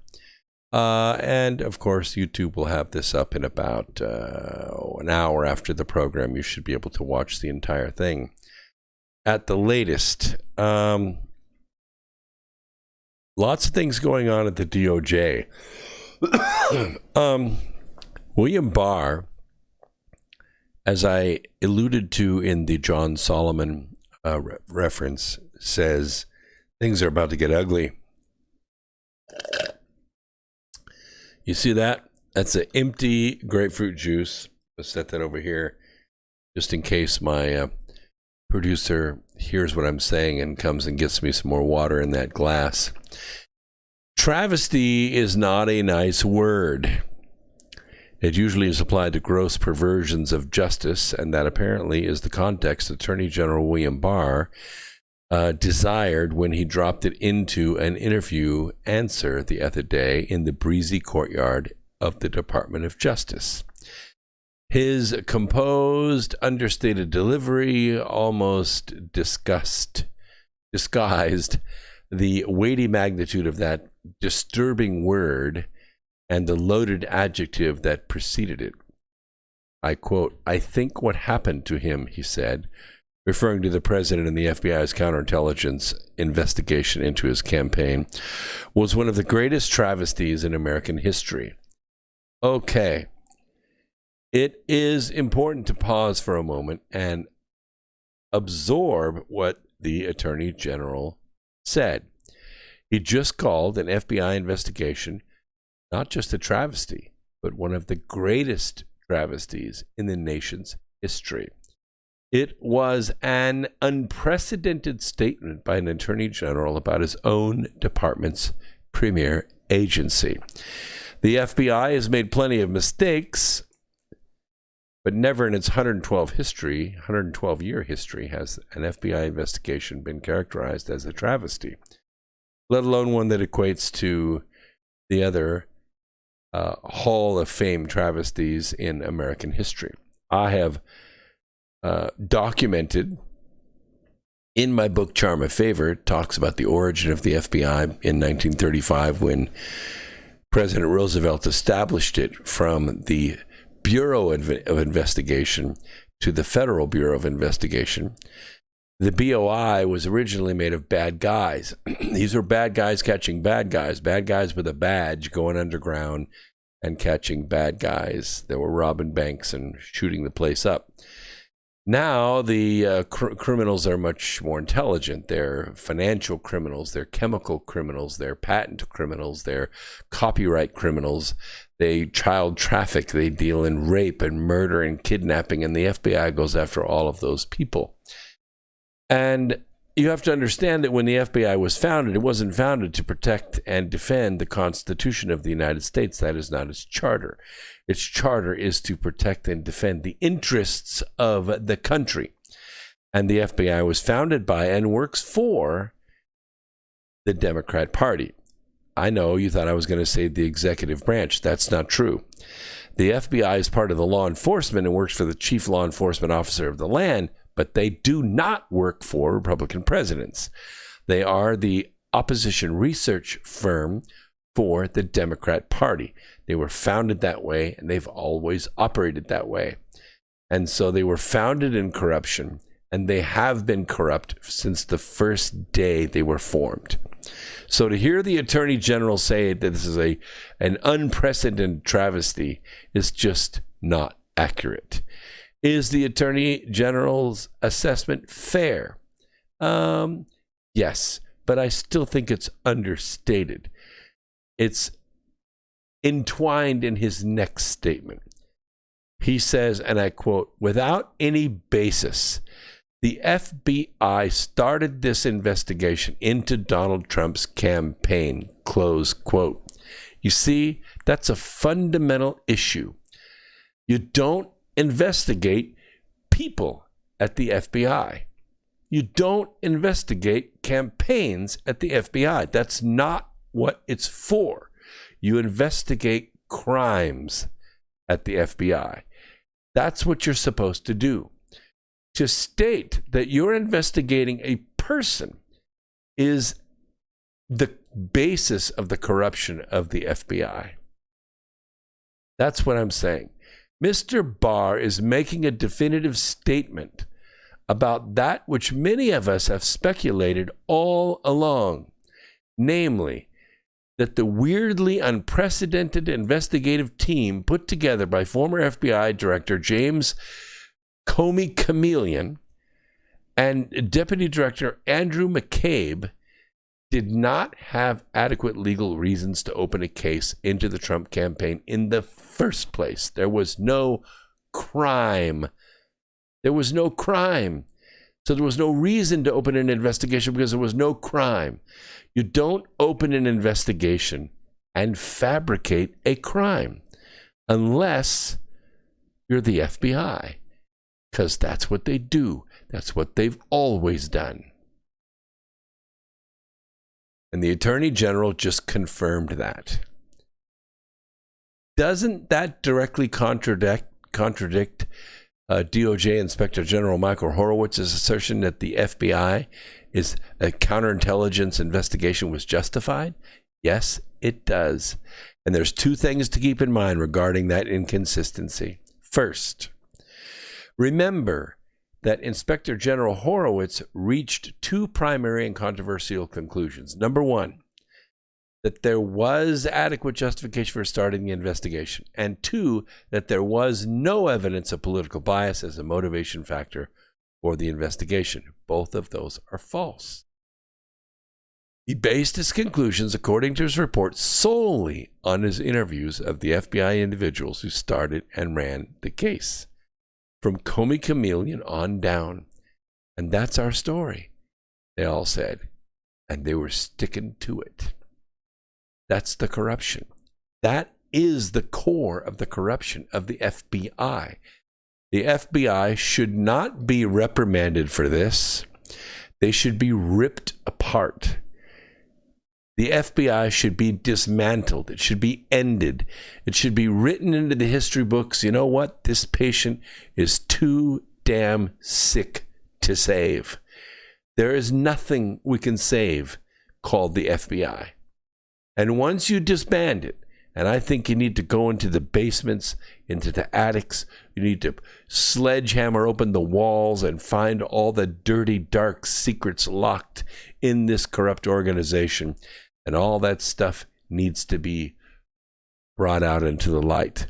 Every assassination, every blackmail, from the Rosenbergs on up to now, every single innocent person that was hung, shot, assassinated, strangled, drowned, or driven into bankruptcy by the FBI because they were enemies of the Democrat Party. It all needs to come out. Bleed it all out. And then start over. Start over. New job interviews, a new building, new administration, new everything. And don't call it the FBI. This would be like an FBI agent interviewing 4 subjects suspected of robbing a bank and, after hearing their denials, concluding there was no evidence they committed the crime. You know what? Why don't you just go down to the local jail, stand there in front of the bars with all the prisoners where they can see you, and ask by a show of hands how many of them are innocent? That's exactly what I.G. Horowitz did. He stood there in front of murderers, in front of liars, in front of people who were using espionage against their own president, and had them raise their hand if they were innocent. And that's exactly what he did. In fairness, the IG is not a criminal investigator. And he's certainly not steeped in counterintelligence matters. These FBI agents are very skilled liars. They're very skilled at faking things, at making look like Russians did it, at putting money into your account, making it look like you've ordered porn, putting child pornography on your laptop. They're experts at this stuff. That's what they do. Why do you think the FBI records were found in Hillary Clinton's private residence of the White House? Why do you think her fingerprints and Vince Foster's fingerprints were the only ones on those paper records? Why do you think that? Use your head, people. The FBI is corrupt. They always have been, and Horowitz just pointed to it. It leads us to the second point. The AG is logically being briefed on the progress and findings of the U.S. Attorney John Durham's investigation. Hello? Isn't that a little bit like giving everybody a heads up? Like, okay, this is what I'm doing today. Okay, great. Thanks so much. Give me James. I need to talk to him right now. It's the he's commissioned to examine how the empty Russia collusion case got started in the first place, and if it involved any wrongdoing on the part of the government. It is a safe bet that Mr. Durham is collecting evidence beyond the self-serving statements of the FBI principals involved. It also is now a safe bet that his findings will respectfully disagree with Mr. Horowitz's. And Attorney General Barr communicates in a clear, understandable, calm as a summer evening manner, uncommon in Washington, by the way. There's a lot of pontification. There's a lot of bloviating and crying and bitching. He undoubtedly did not get to his current position without being a skilled litigator, whose first rule is never, ever make a statement to the court that you cannot back up.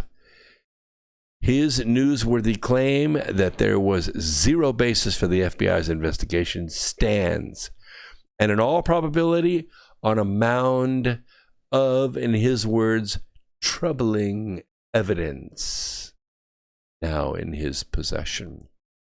You know, all that declassified FISA stuff I was telling you about a few minutes ago. Many in the media immediately sputtered that the FBI was certainly justified because Trump campaign third stringer George Papadopoulos told an Australian official in a bar that the Russians had emailed dirt on Hillary Clinton. The media may wish that Papadopoulos his comment is sufficient justification to investigate a candidate for president, but it is not. An experienced Russia counterintelligence FBI agent would have recognized immediately that the Australian's assertion, while moderately interesting for existing investigations of Russians, was not nearly enough to open an invasive investigation and place spies into the Trump campaign. The biased, overeager Comey, Chameleon, and McCabe, however, opened an unprecedented, full-blown investigation into a presidential candidate. Worse, Durham possibly will show that Comey Chameleon's team started involving itself in a questionable intelligence community activities that probably ran confidential sources against Papadopoulos well before they officially opened a case, and potentially big no-no that, if proven, it's not going to go well for all involved. In other words, we're talking about a handful of indictments. Finally, the Attorney General ominously stated that he's not interested in simply receiving a report from Durham. He expects him to focus on possible criminal violations. And if people broke the law, we can establish that with the evidence. They will be prosecuted. Who's with me? Who would like to see a line of orange jumpsuits with chains going from waistband to waistband and in between ankles? Who would like to see a whole bunch of people in handcuffs standing in front of the judge facing an indictment? Yes, I'm with you. And I think this is what is required to restore the people's faith in the rule of law. These are incredibly hopeful words to many Americans, including myself, who have come to believe, after the 2008 Wall Street-driven financial collapse, after the numerous Clinton family schemes and scandals, and after the wasteful Mueller investigation, that the powerful are never held accountable. This is an attorney general projecting an air of confidence, not afraid to speak truth to slippery politicians, even though the pushback will be fierce and personal, and they will attack him up one side and down the other come tomorrow morning. In light of that, it is hard to imagine his confidence isn't buttressed with mounting evidence of abusive government actions. It's thick with it.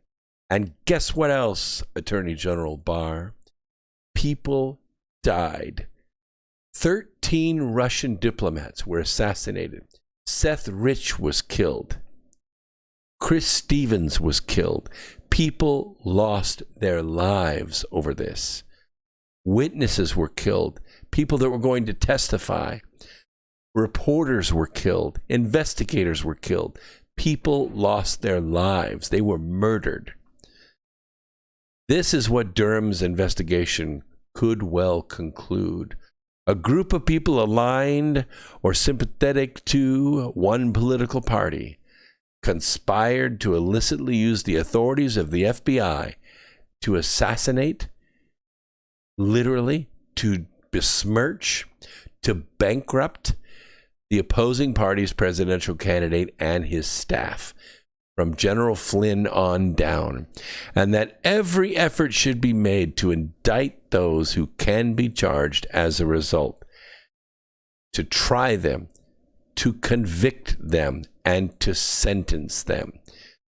If true, and I guarantee you it is, such a thing has never happened before, it would represent a direct, unprecedented attack on our democracy, on our republic, to fraudulently influence the voting public with lies emanating as facts from a noble, traditionally trusted FBI, and that indeed would be a travesty of historic significance. Exactly what Attorney General Barr said. One never to be repeated, we can hope, against any future president of either party. Just letting you know that these things are on the way. All right, let's change the subject here just a little bit. Let's talk about meteors. We've got a rare opportunity here. One of the old faithful of the annual meteor showers. It doesn't last very long. It happens right about now in April. Is called the Lyrids, the Lyrid meteor shower. So the 2020 Lyrid meteor shower this week coincides with the new moon, meaning that there will be absolutely zero moonlight interference with getting a good view of these celestial streakers. Lyrid meteors may be seen any night through April 25th. They are above a quarter of their maximum in numbers for about 2.5 days of this time. On their peak night, which by the way is going to happen Tuesday. Yeah, Tuesday is going to be the peak, early hours of Wednesday. So if you get up early like I do, I leave the house at 5 a.m. Sometimes when I step outside about 4:45 and look up, the stars are just phenomenal. And I guarantee you that Wednesday morning I'm going to get up just a little bit early and get out and see if I can see these if the sky is clear. As many as 10 or 20 meteors per hour can be visible under dark, clear skies. If you don't have any clouds, you're going to be able to see these. No moonlight. The peak usually lasts for just a few hours in 2020, according to Observer's Handbook of the Royal Astronomical Society of Canada. They predict this year's maximum occurring at about 2 a.m. So from 2 to about 4:45 or so, 0600, which is, let's see, that should be Eastern Standard Time. Yes, New York time, which is considered to be good to excellent timing for observers across much of North America. Of course, fewer meteors can be seen from locations hindered by bright lights, obstructions, light pollution, blah, blah, blah. The paths for these meteors, let's see. The best way to look at them is 7 degrees southwest to the lower right of the brilliant blue-white star Vega in the little constellation Lyra, hence that's where they get their name, the Lyrids. Your clenched fist held at arm's length covers approximately 10 degrees of the sky. The radiant point is actually on the border between Lyra and the adjacent dim, sprawling constellation Hercules. Vega appears to rise from the northeast about 9 p.m. your local time, but by 4 a.m. it has climbed to a point in the sky nearly overhead. I always find it cool, especially in the spring and the summer. You can go outside and some of the stars that you would normally see overhead, like say Orion, in the wintertime are going to be long gone. In the summertime, they're already over the eastern horizon. You get a whole new set of stars. Bundle up, or it's not going to be cold, but it will be cool. It's going to be in the 40s or 50s that night. In fact, the current national weather forecast is indicating pre-dawn temperatures on Wednesday at or below freezing across the U.S. Northeast and Great Lakes region. I left Arizona last Saturday, and it was snowing. So it's still chilly out there. While seldom a rich display like the August Perseids or December Geminids, the April Lyrids have been described as brilliant and fairly fast. 20 to 25 an hour, that's like 1 every 3 minutes. You can get bored or get a neck ache in that amount of time.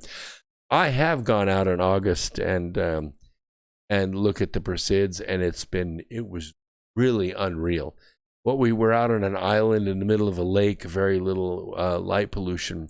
And so I had the scouts lay outside on top of their sleeping bags for about an hour and just look straight up.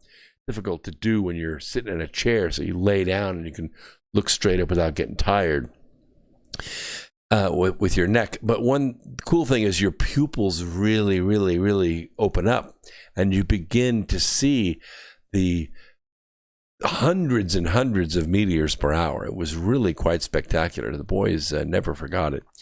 In the year 1867, Professor Edmund Weiss in Vienna noticed that the orbit of Comet Thatcher seemed to nearly coincide with the Earth around April 20th, and later that same year, astronomer Johann Gottfried Gale confirmed the link between this comet and the Lyrids. Thus, the Lyrids are this comet's legacy. The meteors that we see from this display are the tiny particles that were shed by the comet on previous visits through the inner solar system. As you know, Comet Atlas is currently up there, but as I predicted, the head of the comet is falling apart very rapidly. Told you comets are rather unpredictable. The head of a comet is kind of a loose association of ice particles. Usually it's not one big chunk, but a whole bunch of, microgravity bodies kind of sticking together. And this time when Comet Atlas came around, it went inside the orbit of Mercury, so it got fairly close to the sun. The head began to boil off. Of course, when it boils off to steam, it's like having retro rockets all over this thing, driving it one way and the other, and exerting tremendous amount of explosive force on the head, and the head is beginning to fragment and come apart.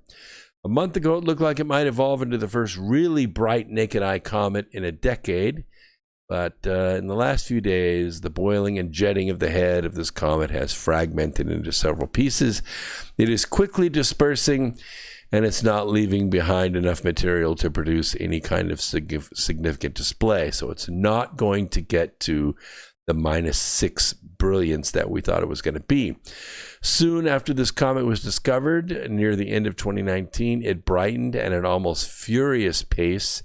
That, combined with the fact that it was traveling at the same orbit as the Great Comet of 1844, suggests it might be a fragment of that famously spectacular comet, and that by spring it might evolve into a beautiful celestial showpiece that could possibly excite the world, as well as inject some new interest and exposure to the science of astronomy.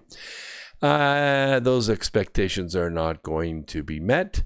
The fickle, unpredictable nature of comets comes into play as we watch what many were saying was a harbinger of doom evaporate into the cold blackness of space. Now, that being said, we're passing through the Lyrids right now, which is the tail of an old comet from 1868. Now we're, in December, going to be passing through the tail of Comet Atlas. So we'll be right back after this break. Don't go away. More X Squared Radio right after this.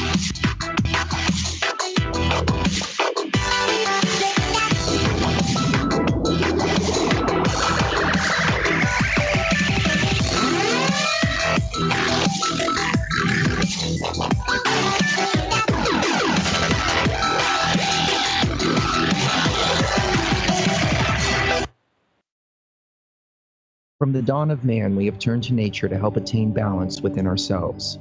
But somewhere, we lost our way. Western culture is once again remembering the healing benefits of CBD, the non-psychoactive component of the hemp plant. That's why more and more people who use CBD report relief from inflammation and chronic pain, balanced blood sugar and cardiovascular system, relief from muscle tensions, tremors, migraines, headaches, anxiety, depression, and the list goes on. The big question is, where do you get it? Life is a 99% pure CBD oil made with all organic ingredients, and it's available to TFR listeners worldwide. If you use coupon code TFR at checkout, you'll get $5 towards your order. Head on over to ialife.com now. That's AYA life.com. Do you want to lose weight but have no idea where to begin? The Fast Start Diet, a 3-day weight loss plan, is the answer. 3 days of nutritionally balanced, calorie-restricted meals delivered right to your door. No shopping, no measuring, and no cooking. Everything is prepared for you and ready to eat at home or on the go. The Fast Start Diet has all the amazing benefits of intermittent fasting without starving. We've helped thousands of people who have struggled to reach their weight loss goals. Isn't it time we helped you? With the Fast Start Diet, you'll lose weight and feel great. Find us on Amazon and Amazon. Go to faststartdiet.com and use promo code POWER to get $10 off your first box. As a special bonus, we will include our #1 rated Lipo3 appetite suppressant spray free with your order. Whatever your diet plans are, start with us at faststartdiet.com and use promo code POWER.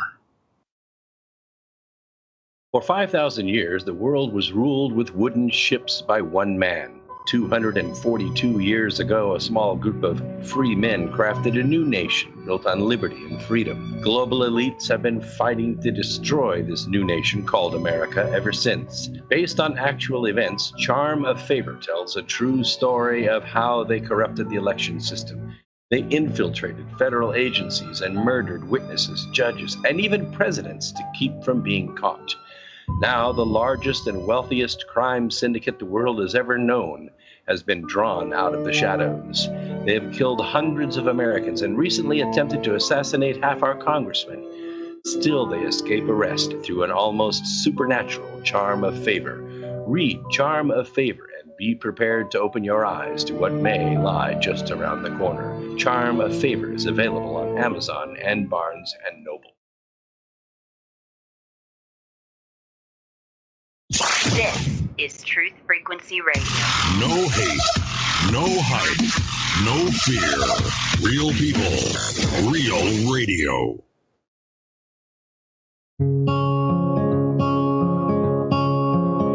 I've been waiting for this moment since my first breath in. Never would have thought I'd be afraid to begin, but here I am, the edge of the water, wondering if I can swim. Never seem to notice the days pass through, but in this final moment, I'm still chasing the truth. I want an explanation why I can't stay here forever in my youth. And if I press on, will you wait for me forever, or would it be wrong to ask you to come with? Tell me, will you wait? Thanks for being here with us tonight here on X Squared Radio, coming to you live from the America Free Radio studios on the Truth Frequency Radio Network.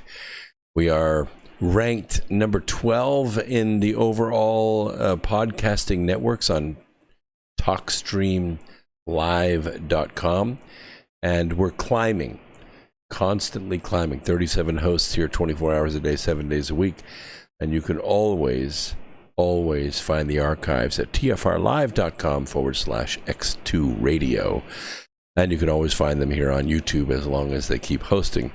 So San Clemente, one of those really cool places down on the beach in Southern California, But as you know, California is kind of going through a lockdown, and the population isn't really taking it too well. A popular skate park in Southern California has been filled with 37 tons of sand by city officials after skateboarders ignored no trespassing signs posted as part of the state's Operation Corona Scare stay-at-home order, according to reports. Say it ain't so.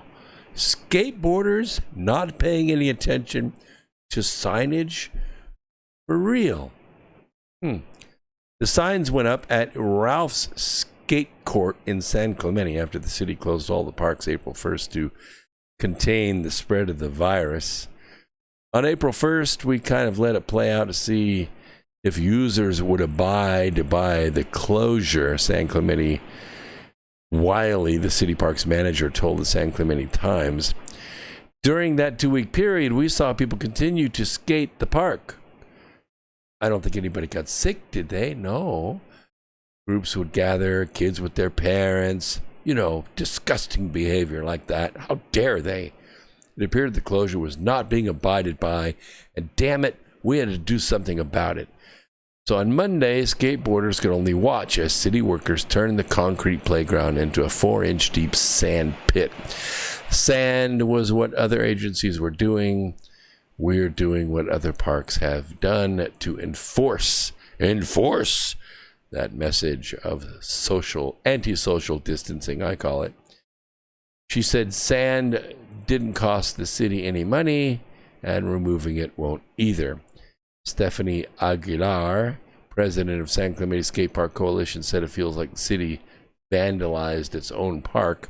Quote, anti-social distancing hasn't been followed in a lot of different areas, whether it's on our trails, tennis courts, the basketball courts, the walking paths. We didn't see the city dump sand on the walking trail. We didn't see them dump sand onto any other sport area that's being used. It just kind of feeds into that double standard the skate community has been treated with. Because they're just a bunch of people with tattoos and stuff. But interestingly enough, one entrepreneur took advantage of it. I really liked it, so I posted it. We'd like to thank the city of San Clemente, who, after overreacting and irrationally shutting down all our beaches and trails, came to the brilliant conclusion to use taxpayers' dwindling dollars to at least create for us a new beach up in Ralph's Skate Park. Now we have an all-new, beautiful beach to kick back and enjoy a few Coronas on while we wait out the Wuhan flu. Then, when it's over, we can use even more taxpayer dollars to clean all the sand out and carry it back to North Beach, where it's so badly needed. I thought it was really cool. By the way, the guy works with Mayhem Surfboards. Rock on Mayhem Surfboards. Very cool.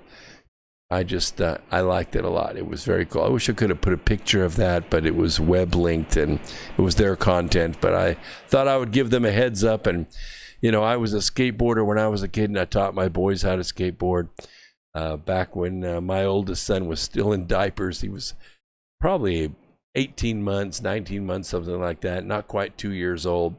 I used to skateboard, and what I would do is I'd just grab him up and put him on my arm like this, and he'd put his arm around my neck, and we'd push off, and we lived on just slight down plane, so the skateboard would stay rolling, so I could surf back and forth from curb to curb, all the way down to the end of our street, around the corner, down that street, around that corner, all the way, almost 1.5 miles, without ever touching the ground, to the school. And it wasn't a steep hill. It was just enough that the bearings on that skateboard could keep it going. And he loved it, and I loved it. Of course, it kept me in shape because I had to carry him, but also the 1.5 miles uphill, you're pushing the skateboard. So one foot's on the board and the other foot's on the street, and you're pushing and coasting and pushing and coasting. So yeah. I was in pretty good shape. I was a hard body, but taught my boys how to skate when they were very young, and have a soft place in my heart for the rebel heart of a skateboarder. New China Jersey. You haven't heard this? This is a good story. It is now apparently a crime for citizens in the state of New Jersey to peaceably assemble and petition the government for redress of grievances. Yep, again the law.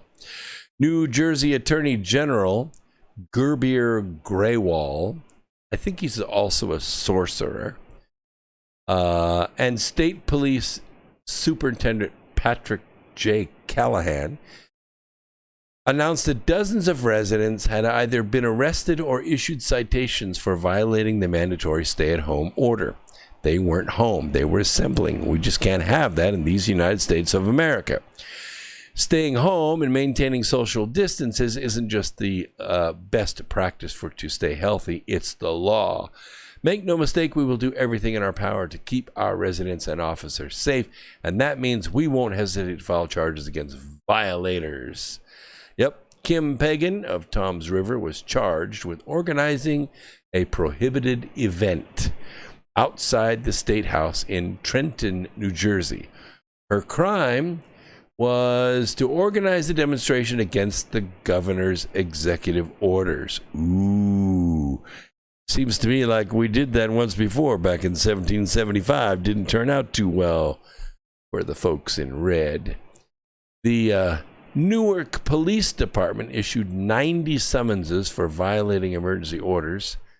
7 law-abiding business owners were ordered to shut down.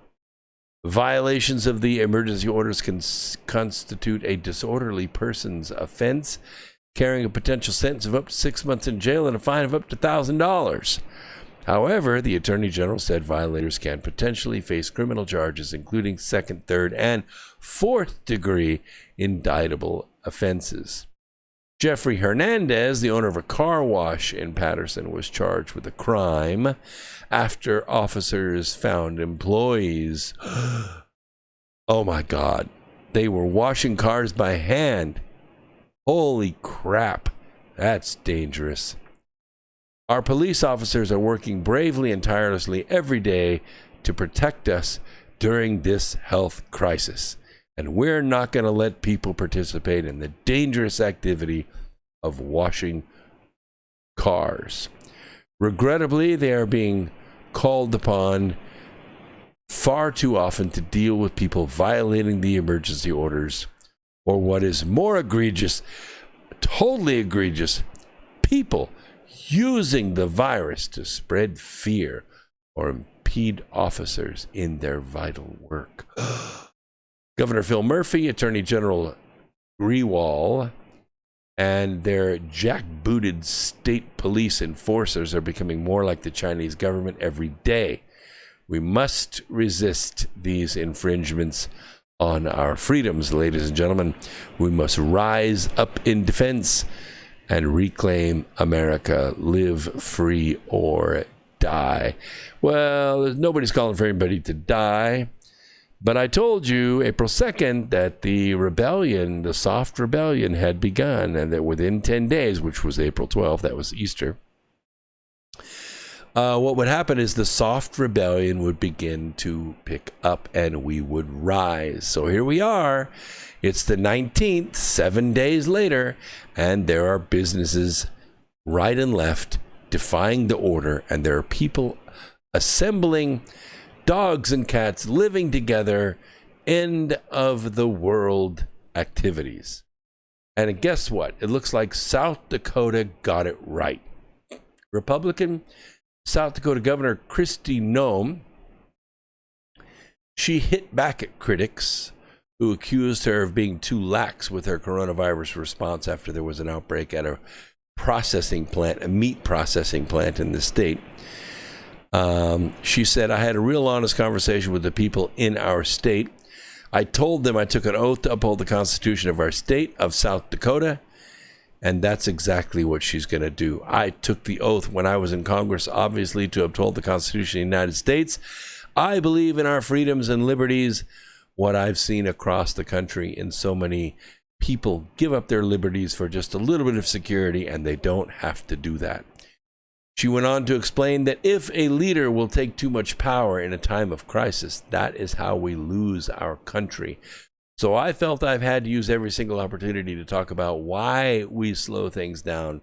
We make decisions based on science and facts, and be sure we are not letting emotion grab a hold of the situation. Speaking on the Ingram angle, Governor Nomes responded to the blowback saying, what they are neglecting to tell folks is that this processing plant is critical infrastructure. Regardless of a shelter-in-place order or not, I would have been up and running because it is an important part of our nation's food supply. So that's what's happening on the national level. They've not been telling all the facts behind this. She went on to say that the people of South Dakota can be trusted to make good decisions. We have common sense. That's why people want to live here. And that's why I love living here. South Dakota had more than 1,300 coronavirus cases reported and 7 deaths. 7. At least 438 employees of the Sioux Falls Smithfield Foods plant tested positive for the virus. Another 107 tested positive after coming into close contact with Smithfield workers. The plant accounts for between 4 to 5% of U.S. pork production, according to the company. By the way, the company that runs that plant, Smithfield Foods, announced the closure of the plant in Sioux Falls, South Dakota today, a day after the state's governor asked the company to suspend the plant's operation for at least 14 days. One thing you need to realize is that Smithfield sounds American, but it is not. The number of employees who worked at the plant and contracted the virus make up over half of the state's positive cases. About 240 employees from the plant have contracted the virus. What most people do not know, and I'm going to try to share with you right now, if you're listening, is that Smithfield is a Chinese-owned company. The workers there contracted the disease from Chinese workers who were sent there from Wuhan before the president's travel ban. The Chinese knew these people were sick before they left Wuhan. Noem also defended her decision not to enact a stay-at-home order. We should be tracking who is in the hospital, what the death rate is, and South Dakotans are doing a fantastic job following my recommendations, and we've been able to keep our businesses open and allow people to take on some personal responsibility. She went on to say that she gave our folks the guidelines in South Dakota about what we needed to do to flatten the curve. They followed it. They took that seriously, and we've bent the curve by 75% in South Dakota. So I think that they got it right. And that's probably what the nation needs to do now as well.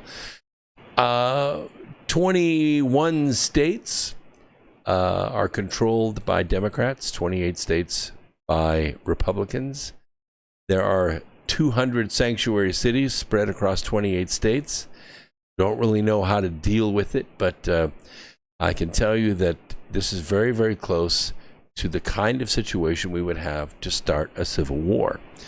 Now, I don't mean a civil war where people take up arms against one another, but I'm talking about a civil war of ideas, a civil war where a part of the nation is trying to obfuscate or cut out another part of the nation, where a part of the nation is more concerned with political power in Washington than they are with, keeping safe. By the way, what's going on in Michigan is an absolute travesty.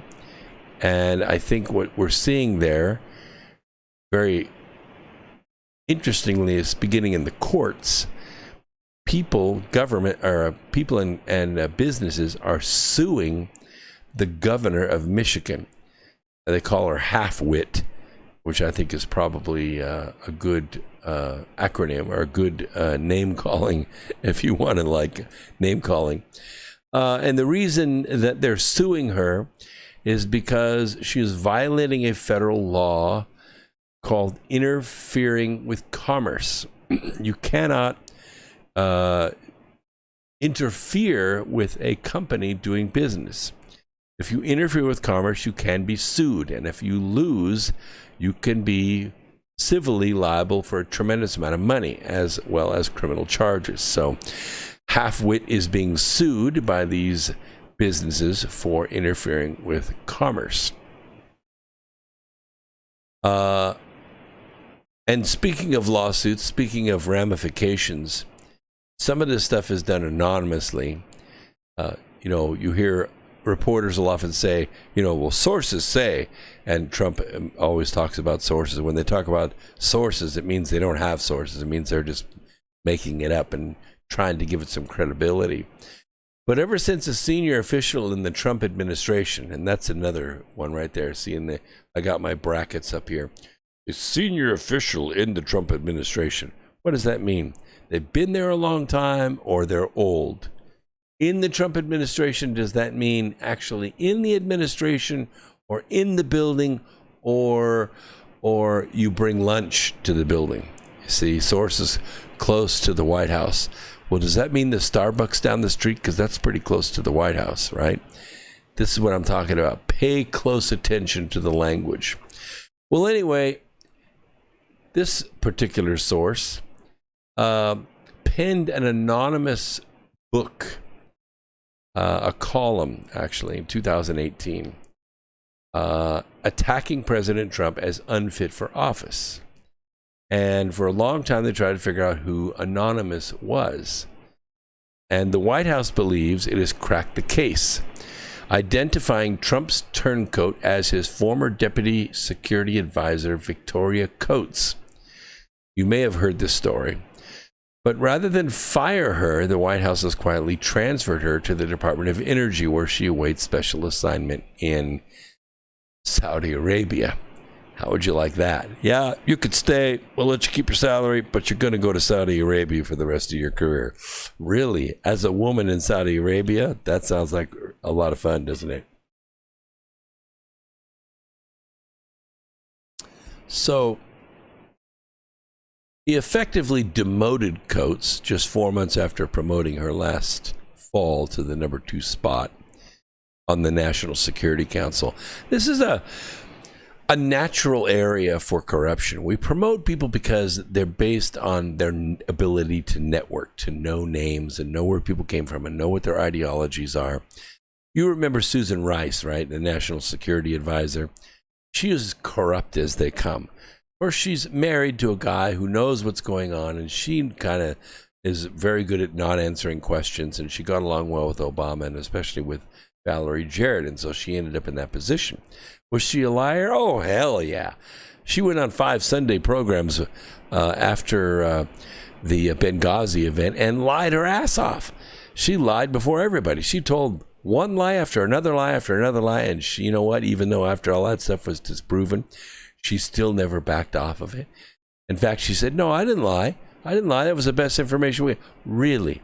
You really believe that it was a video made by some guy in Florida that started that whole thing? Well, that's what I'm talking about. So when Trump went to, before inauguration, he assigned Mike Flynn as the National Security Advisor. Of course, he used to work for the Obama administration. He got kicked out because he kept using terms like Islamic terrorist. Can't use those words around here. Not around here. The Muslim Brotherhood, they're our buddies. No, they're not. Well, long story short, he knew where the bodies were buried, and so they had to get rid of him. So they used the FBI to set him up, and they have sued him into financial oblivion. He lost his home. His marriage is trashed. Everything is falling apart for this guy. I hope that he's a good soldier and he hangs in there, because the rewards are going to be strong on the back end. But I just want to let you know what the environment is like in the national security area. You're looking for bad guys. You're looking for liars. You're looking for spies. And if you are a spy, it's a great place to hang out because, you're not going to out yourself and everybody's going to be afraid of you. So the Washington Press Corps has, for the most part, been uninterested in learning the author's identity. Why? Because they were trashing Trump. So they don't care. They'd like to trash him too.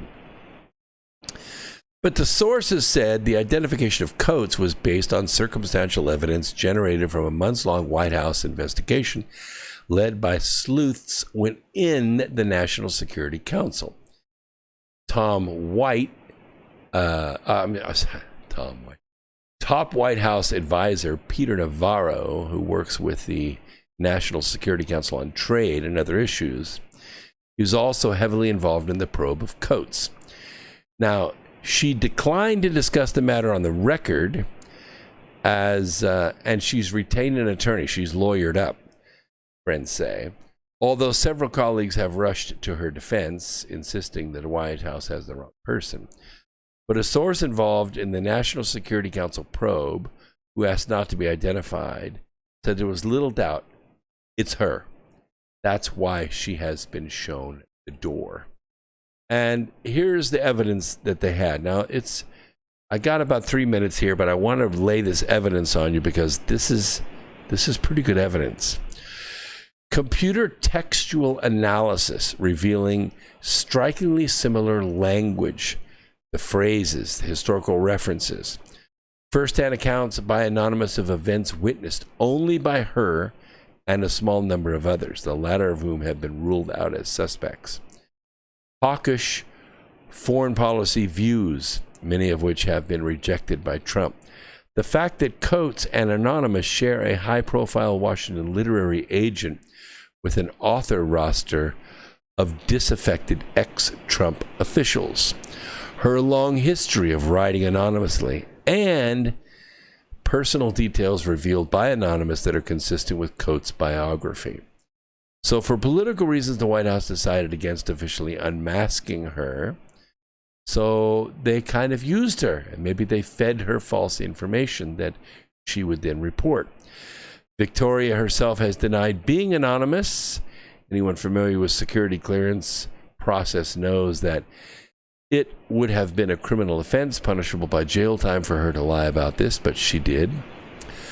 Although a warning opens with a preemptive denial that it discloses any classified information, the Justice Department has been looking into a potential violation by the author of a federal regulation requiring officials with access to classified information to get prior approval before publishing books about their roles in the government. She did not do that.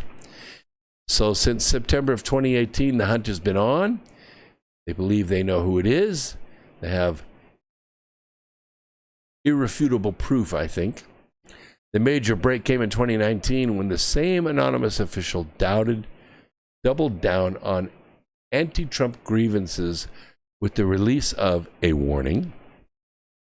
The best-selling expose leaked details of the president's private conversations and trashed him as unjust and a nasty man, as well as a misogynist and a grifter-in-chief. He should be fired, wrote the disgruntled insider in the book's final chapter. The Trump administration is an unmitigated catastrophe. That sounds like complete opinion to me.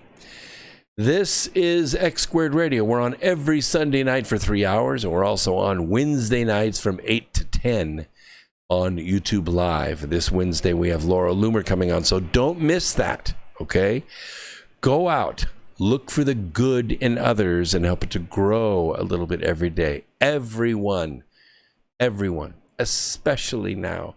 Those people down at the Minute Mart where you buy your gas, they're frontliners. You need to thank them for being there. They're exposed every single day for you. If you do that, before long you will have saved the planet. I'm Brooks Agnew saying, peace, Earth Explorers.